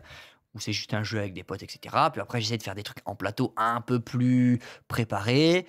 C'est pas encore parfait, hein. Et j'ai reçu des gens qui ont adoré, des gens qui ont dit « Ah, tu pourrais changer ça, tu pourrais changer... » Donc j'apprends, en fait. C'est un nouveau truc, tu vois. Évidemment. Mais par contre, j'adore découvrir ce game-là, tu vois. Quelqu'un pose la question dans le chat, pourquoi tu fais pas des courts-métrages comme Cyprien ? Parce que j'ai l'impression que la fiction sur Internet, ça a vieilli aux yeux des gens. C'est pas un truc qui est... J'ai l'impression que la fiction sur Internet, ça marcherait pas. C'est vrai qu'à l'époque, il y avait les courts-métrages, les livres audio, tu sais, les... Tout. Mais même Studio Bagel, c'était que ça. Golden Moustache, c'était que ça. Et plein de gens. Mais maintenant, ça se fait plus trop, tu vois. Les Suricates, enfin bref, il y en avait 1 milliard. Et après, j'ai quand même pris le risque de le tenter sur les parodies, en vrai. Parodie, c'est full fiction, en vrai. Tu sais que parodie, c'est tellement ton truc. Ouais, mais c'est full fiction, en vrai, tu vois. Et je me suis dit, est-ce que ça va plaire et tout. Au final, les gens ont kiffé, donc trop bien. J'en ferai un épisode 2 quand j'ai assez d'idées, tu vois. 1,5 million de vues sur la vidéo YouTube, c'est solide. Ouais, et puis en plus, ce que j'ai trop kiffé, c'est que tout le monde la réacte. Donc toi, tu l'as regardé, et toi, l'as regardé, Baylan a regardé, Kamel, ils ont tous joué le jeu, tu vois. Et j'étais en mode, ah putain, c'est trop cool, en fait, ce truc de... On est tous ensemble, là. Parce que j'avais peur, moi, je me suis dit, si vous, ils vont le prendre mal, tu vois. Alors que c'était pas du tout mon but, tu vois. Bien sûr. Mais je me suis dit, putain. Et je peux témoigner, Parce que le jour où il a tourné, il m'a envoyé une photo pour me prévenir qu'il l'a fait. Ouais. J'ai fait avec tout le monde, tu vois. J'ai dit, bon, frérot, j'ai fait ça. C'est nice guy, tu vois. Je l'aurais jamais mal pris. Je sais. Mais c'est nice guy. Je sais, mais surtout, j'ai essayé de faire en sorte que ce soit pas des critiques de cons. C'est que des trucs un peu marrants, tu Oui, vois. bah oui. Et donc voilà. Ouais, donc j'ai un peu fait ça. Mais par contre, je travaille sur essayer de faire de la fiction. Ce qui- Non, en vrai, il est pas mal fait. Il est pas mal fait. C'est ma petite réussite, celui-là. Franchement, t'as tellement tué ça. Non, c'est ma petite réussite. Celui-là. Tu es Avec le vraiment. chat. Quel est ton pseudo favori avec le chat et Et, tout. et par contre, ouais, j'essaye de faire de la fiction ailleurs. J'écris des trucs, machin, des mini-séries, des trucs. On verra si ça prend. Mais en tout cas, Oh. ouais, j'essaye quand même. T'as écrit pour d'autres créateurs? Non, je suis pas très bon scénariste, je pense. C'est Thibaut qui est fort là-dedans, donc le gars qui bosse avec moi. Moi, je suis pas très bon là-dedans. Je suis bon pour dire peut-être ça, il faut changer. Ça, fais-le plutôt comme ça. Viens, on fait cette idée. Mais dans l'écriture pure, je pense pas que je sois très très fort. Pour l'instant, il faut que je me forme encore. Mais par contre, ouais, pour les mini-séries, des séries fiction, des films, etc. Ouais, ça, j'essaye. J'envoie des perches. On voit si ça prend. Nous, on vanne souvent Grib en lui disant que toi, t'es parti dans le showbiz et que lui, il est retourné dans son placard pour streamer avec la Cacabox. T'es toujours en contact avec lui? Alors évidemment, bien sûr, parce qu'on vous a vu il y a quelques mois à Cannes et Évidemment. tout, mais c'est Évidemment. toujours, ça se passe toujours bien? Bah, la vidéo que j'ai tournée hier, il est dedans. Mais oui, de ouf, on se parle tous les jours et tout. Et en vrai, les gens, c'est des chiens. Parce qu'en fait, il a pas cette ambition-là, lui, d'être comédien. Ça l'intéresse pas. Lui, son kiff, c'est stream. Donc, il a juste continué ce qu'il kiffait de streamer. Et c'est ça qui lui plaît, tu vois, le gaming, le stream, les premières écoutes et tout. Donc, il va pas se travestir à faire des trucs Ce qui ne lui correspond pas, ouais. Ouais, voilà, c'est ça, en fait. C'est juste ça. Mais je serai toujours là dans toutes ses vidéos s'il a besoin et inversement. Et je sais que c'est le cas, tu vois. Et pareil pour Théo, tous les autres, tu vois. Parce que on a trop vécu de trucs ensemble. Donc, mais on est toujours en contact quotidien. Mais toute l'équipe. Hein. Magnifique. Ouais, toujours. Voir qu'un projet a pu se terminer sans forcément de tension. On avait peur de ça. On avait peur que ça délite un peu les liens. Mais en fait, ça les a encore plus resserrés. On se voit, même quand on se voit pas, on est tout le temps au téléphone ou sur Discord ou Trop dans bien. les vidéos. Ouais, tout le temps, tout le temps. Là, tu nous as dit que tu jouais pour un film en ce moment. C'est peut-être le début d'une lignée? Je sais pas, hein. Peut-être c'est le dernier. Mais en tout cas, il y en a un au moins. Voilà, ça y est, j'aurai un film au cinéma, tu vois. En plus, au cinéma, c'est cool quand même. Tu C'est quelle vois. typologie de rôle? Si c'est pas sans C'est spoil. humoristique. Ok. C'est une comédie faite par quelqu'un de très chaud. Je suis trop content. Encore une fois, j'ai un petit rôle, mais c'est cool déjà de faire. Et c'est ce que je voulais un peu. Je voulais vraiment avoir un rôle à la hauteur de mon expérience, c'est-à-dire très peu, et donc un petit rôle pour après en avoir un autre un peu plus gros peut-être, etc. Et en fait, l'expérience, elle est trop précieuse, tu vois. Là, j'ai encore 2 jours sur le film à tourner, j'ai trop hâte. Putain, je kiffe parce que il y a 4 ans, quand t'es venu, c'est ce que tu voulais, ça se voyait, c'était ce qui t'animait. Et Ouais. 4 ans plus tard, t'as fait du chemin et t'es dedans. C'est ça. Et toi, t'es devenu grand patron de chaîne. T'as tout le football français à dos. En 4 ans. Je me suis fait des ennemis alors que j'ai rien fait, frère. T'as rien Mais non, fait, mais frérot. ton évolution, elle est belle. Bah, merci, frérot. Mais j'espère faire ça. Et puis ouais, faire mes courts-métrages, mes trucs, tu vois. On verra. Trop bien. Là, j'ai dit oui à plein de courts-métrages.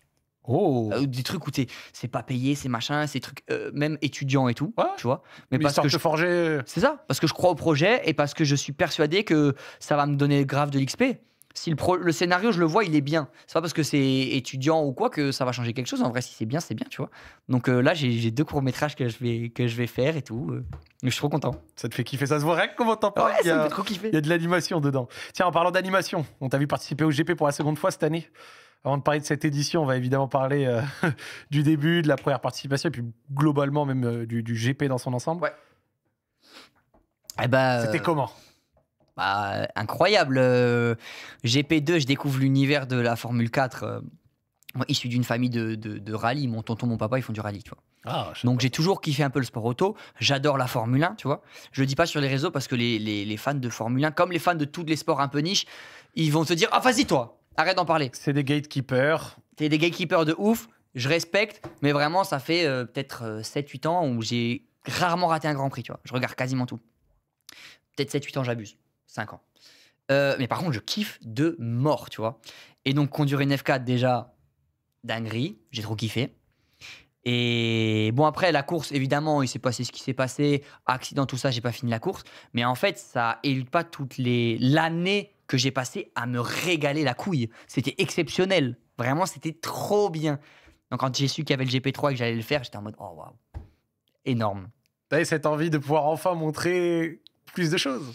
Ouais, en fait, j'avais surtout envie de finir, de faire ce tour-là où quand t'as franchi la ligne, où tu dis coucou, truc. J'avais envie de ça, tu vois. Et après, oui, le fait que j'ai fait un podium, ça a encore plus rendu le truc cool, mais c'était pas tant le but en soi, tu vois. Après, forcément, je te mentirais si je disais que c'est pas mieux. J'en suis trop fier, trop content, mais... Comment est-ce que tu voyais ta progression? Bah... Est-ce que t'as eu un déclic, un moment, quelque chose? Je sais pas. En fait, ça s'explique pas trop parce que c'est un peu mathématique, la F4, normalement. Tu dois freiner à ce moment-là, regarder à ce moment-là, tourner à ce moment-là, réaccélérer à ce moment-là, machin. Donc, c'est très mathématique, mais je sais pas, il y avait un truc de... Rapidement, j'ai un peu compris. J'ai senti la voiture, donc plus de car control, ce qu'on appelle. Ça veut dire que j'arrive à ne pas la perdre. Enfin, ces trucs-là, je l'ai vite senti parce qu'en fait, je pense que ça me plaisait tellement. Ouais. Et quand tu fais un truc avec passion, je pense que forcément, tu as plus de trucs de vite apprendre. Si on te force à apprendre la guitare alors que ça te fait chier, tu vas moins progresser que quelqu'un, c'est sa passion, il veut vite apprendre. Tu vois. Donc, moi, j'avais ce truc-là, ça m'a permis de vite évoluer et tout.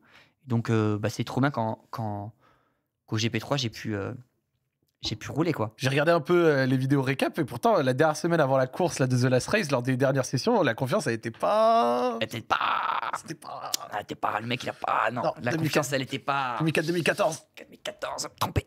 Non, la confiance, elle était pas là parce que je fais que de la merde. Et j'ai tellement... Je pense que j'avais tellement la pression de les gens qui m'attendent au tournant, sans mauvais jeu de mots.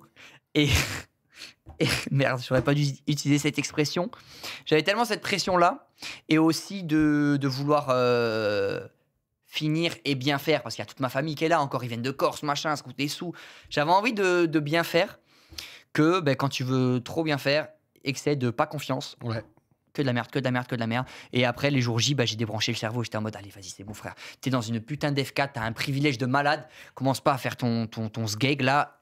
Débranche le cerveau, vas-y, tu vois. Je t'ai débridé un peu. Débridé de malade. Et quand il y a eu la pluie, alors que moi, j'aime bien la pluie. C'est ce que j'allais dire. Ah, Les ouais. autres, ils détestent, toi, tu kiffais. Oh, moi, j'étais en Pourquoi mode, je sais que c'est mon moment. Parce que, toujours dans ce truc de le contrôle de la voiture, quand il pleut, c'est exacerbé fois 1000. Genre, le moindre faux pas, il te baise. Mais genre, vraiment, c'est un point tellement infime que ce serait même pas, j'arriverais même pas à te le décrire, mais si tu réaccélères comme ça au lieu de comme ça, elle va spin, tu vois. Même si t'as le volant droit et tout.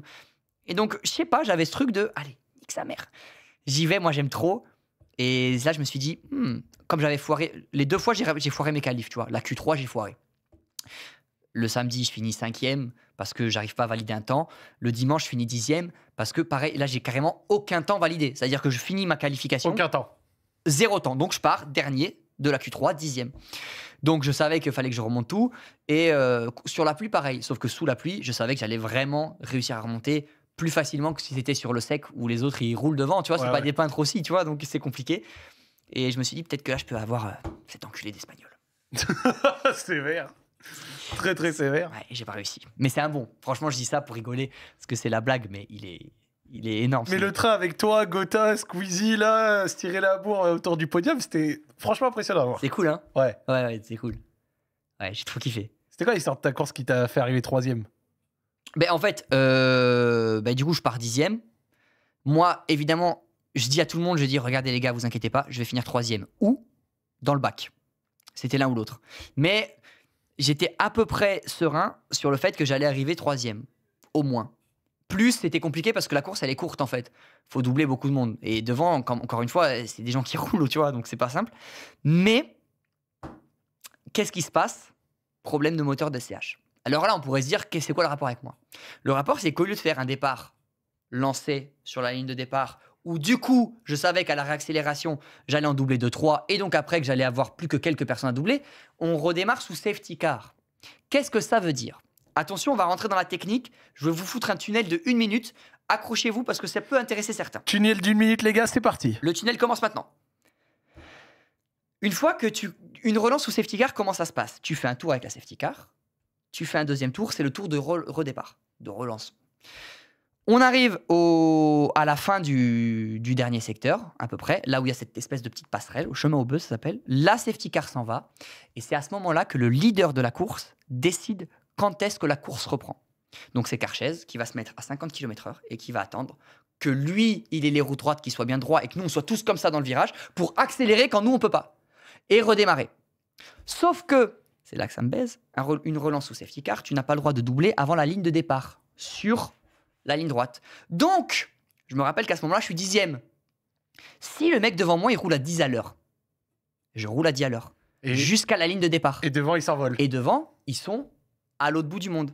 Donc quand j'arrive, ils relancent tout en plus, donc quand j'arrive à la ligne de départ, ils ont déjà fait le trou, c'est fini pour moi, tu vois. Et donc là, je suis en mode coup dur quand même. Et je me dis, là, va vraiment falloir envoyer pour pouvoir rattraper, parce qu'en vrai, c'est mort. Donc là, à ce moment-là, je sais que première place, c'est mort. De toute façon, j'y croyais pas trop. Mais j'avais quand même, au fond de ma tête, je me disais peut-être deuxième, tu vois. Là, je me dis, ok, c'est mort. Sauf qu'entre-temps, comme il y a un Espagnol qui sort, ça repack un peu ceux derrière. Bon, l'Espagnol numéro 1 part. L'Espagnol numéro 2 fait que ça pack un peu derrière. J'arrive à rattraper, heureusement. Mais du coup, j'étais un peu dans le mal. Tunnel terminé. L'explication était très claire. Ok, j'ai essayé. Oh, c'était clair. Mais ça a dit tunnel dans le chat quand même. Évidemment que c'était un tunnel. Ça a dit tunnel. Ouais, Mais j'aime bien les tunnels comme ça. Ah, c'est un tunnel. Mais au final, t'es quand même monté de 10e à 3e. Au final, ouais. J'ai profité de... Moi, j'étais grave en gestion. J'étais genre à 80%. Et on le voit dans la vidéo. Je le dis à l'ingé. Je vais pas... Parce que je vois que Squeezie, il était en pétard. Il me double super vite et tout. J'étais en mode... C'est dur d'avoir ce rythme-là tout le long de la course. Tu vois, tu peux vite faire des erreurs et tout. J'étais en mode 80%. La course, on n'a jamais roulé aussi longtemps. Ouais. Je vais être chill. Je vais juste doubler un par un, un par un, un par un, un par un. Et en fait, je vais être super frais jusqu'à la fin. Là où les autres, s'ils vont vite, au bout d'un moment, c'est quand même un peu physique. Tu vas forcément perdre un peu en rythme, tu vois. Moi, mes meilleurs temps, je les ai faits sur les derniers tours. C'est pour ça que j'ai failli rattraper Katsub. C'est parce que là où elle a été obligée d'être dans la bataille avec l'Espagnol à fond, moi, j'étais chill derrière. Je remontais petit à petit. Hop. Et du coup, j'étais en gestion. Et après, voilà. Après, j'ai eu de la chance. Faut dire aussi, Squeezie qui sort, ça me fait gagner une place. Évidemment. Et voilà. Très belle course. Ce GP The Last Race, était absolument exceptionnel. Qu'est-ce qui t'attend là pour les prochaines semaines, prochains mois? Là, tu nous as parlé un peu des courts-métrages. Tu nous as dit aussi que tu as fait quelques vidéos YouTube, quelques trucs. Ouais. C'est quoi? C'est juste une continuité de ce rythme? Tu prépares quelque chose? T'es comment? Continuité de ce rythme. Une vidéo toutes les 3 semaines. Là, j'en ai tourné une hier qui va sortir le 26 ou le 28 de ce mois-ci. Là, il y a d'autres vidéos qui sont prêtes aussi. La vidéo qui aura la sienne piégée là, machin. Ouais. J'en ai fait une deuxième version le jour J. J'avais fait 2 tournages qui sortira du coup pareil en novembre. Un live toutes les semaines le lundi. Donc j'essaie d'avoir ce rythme là. Et à côté de ça, du coup il y a le film, mais là j'ai bientôt fini. Et une mini-série qui j'espère verra le jour un jour. Et voilà, des petits projets à droite à gauche comme ça, fiction. Magnifique. Donc j'ai ce rythme de croisière que j'aimerais garder autant que Dieu me le permet. Est-ce que tu peux nous montrer le casque? Carrément. On m'avait dit de l'amener, je l'ai amené. Il y a encore la radio dessus. Il faut l'enlever, mais c'est chiant. Mais regarde, en fait, touche-le, il est mat. C'est ça que j'aime bien. Il a des parties un peu matifiées. Oh là là. Le fait que vous ayez gardé vos casques, c'est trop stylé. Ouais, j'ai gardé aussi celui de la... C'est quoi la peinture? C'est un peu Van Gogh, genre? C'est Van Gogh, La Nuit étoilée, ouais. Et j'ai gardé aussi celui de la première édition, mais je crois que je préfère celui-là, en vrai. Il est exceptionnel. Je le trouve cool. Il est exceptionnel. Ouais, je suis content. Ça fait des souvenirs de malade. Oui. C'est exceptionnel. Trop stylé, La Nuit étoilée, ils disent. Ouais, vraiment, il est trop bien. Écoute. Chaque fois que je vois Étoile, il fait tu sais que il y a une deuxième version de La Nuit étoilée au Quai d'Orsay. Arrête, frérot. Arrête. Il est très bien, celui-là. Il est très bien, celui-là. Merci, Maxime. Merci à vous, messieurs, dames du chat. Et merci, Zach. Ça m'a fait kiffer de te recevoir. Merci. Un grand merci. J'étais content. Je suis content. Là, tu vois, en 3-4 ans, on peut vraiment faire une évolution concrète de vraiment ce que tu as pu faire en plus et tout. Et ça fait hyper plaisir. Et j'espère te recevoir à nouveau dans 3-4 ans. Rendez-vous pris, j'espère. Et je suis un bénévole, je vous le dis. Mais Joy Fuel, là, tu peux en prendre. J'ai vraiment... Il y a le violet, c'est celui que j'utilise... et ben voilà. C'est vraiment bon. Voilà. Merci à nos amis de Joy Fuel d'avoir sponsorisé l'émission. Et là où je me dis qu'on fait du bien dans Accord Libre, c'est que quand on fait 2 heures de podcast, les gens ils disent fini déjà. Ah ouais, ça fait 2 heures là? Oui. C'est passé vite. Hein. À la base, les accords libres, les gars, c'était des 45 minutes. Hein. On a fait que d'augmenter. Ouais. Si après 2 heures, vous en demandez encore, c'est Bon. que je me dis qu'on fait les choses bien. Comme d'habitude, si vous venez d'arriver, les gars, la rediff, elle sort demain à midi. 2 heures, c'est déjà bien. Je remercie Maxime de nous avoir octroyé du temps et nous avoir permis de faire cette émission. Merci. C'est un bon. Un grand Mais merci. toi, t'es un bon frère. Merci toi, le infiniment. Ah, arrête. Non, c'est vraiment toi le bon. Ouais, c'est vrai. Tu regardes le parrain et moi, je mangeais un semaine. Le parrain, un semaine, les gars, quand vous verrez ça dans les stories Insta, vous C'est ne bon. vous posez pas de questions. C'est bon. Un grand merci à vous d'avoir Merci, les gars. suivi, les gars. Zach en roue libre, on continue évidemment la semaine prochaine et les prochaines semaines. La semaine prochaine, j'ai un humoriste, monsieur Nordin Ganso. Voilà, je vous donne l'information en avance, comme ça, vous aurez, quand vous verrez l'annonce, vous serez content. Je vous souhaite une bonne fin de soirée et on se dit à la semaine prochaine. Ciao, ciao. Ciao l'équipe. Et les villes de France à Brest.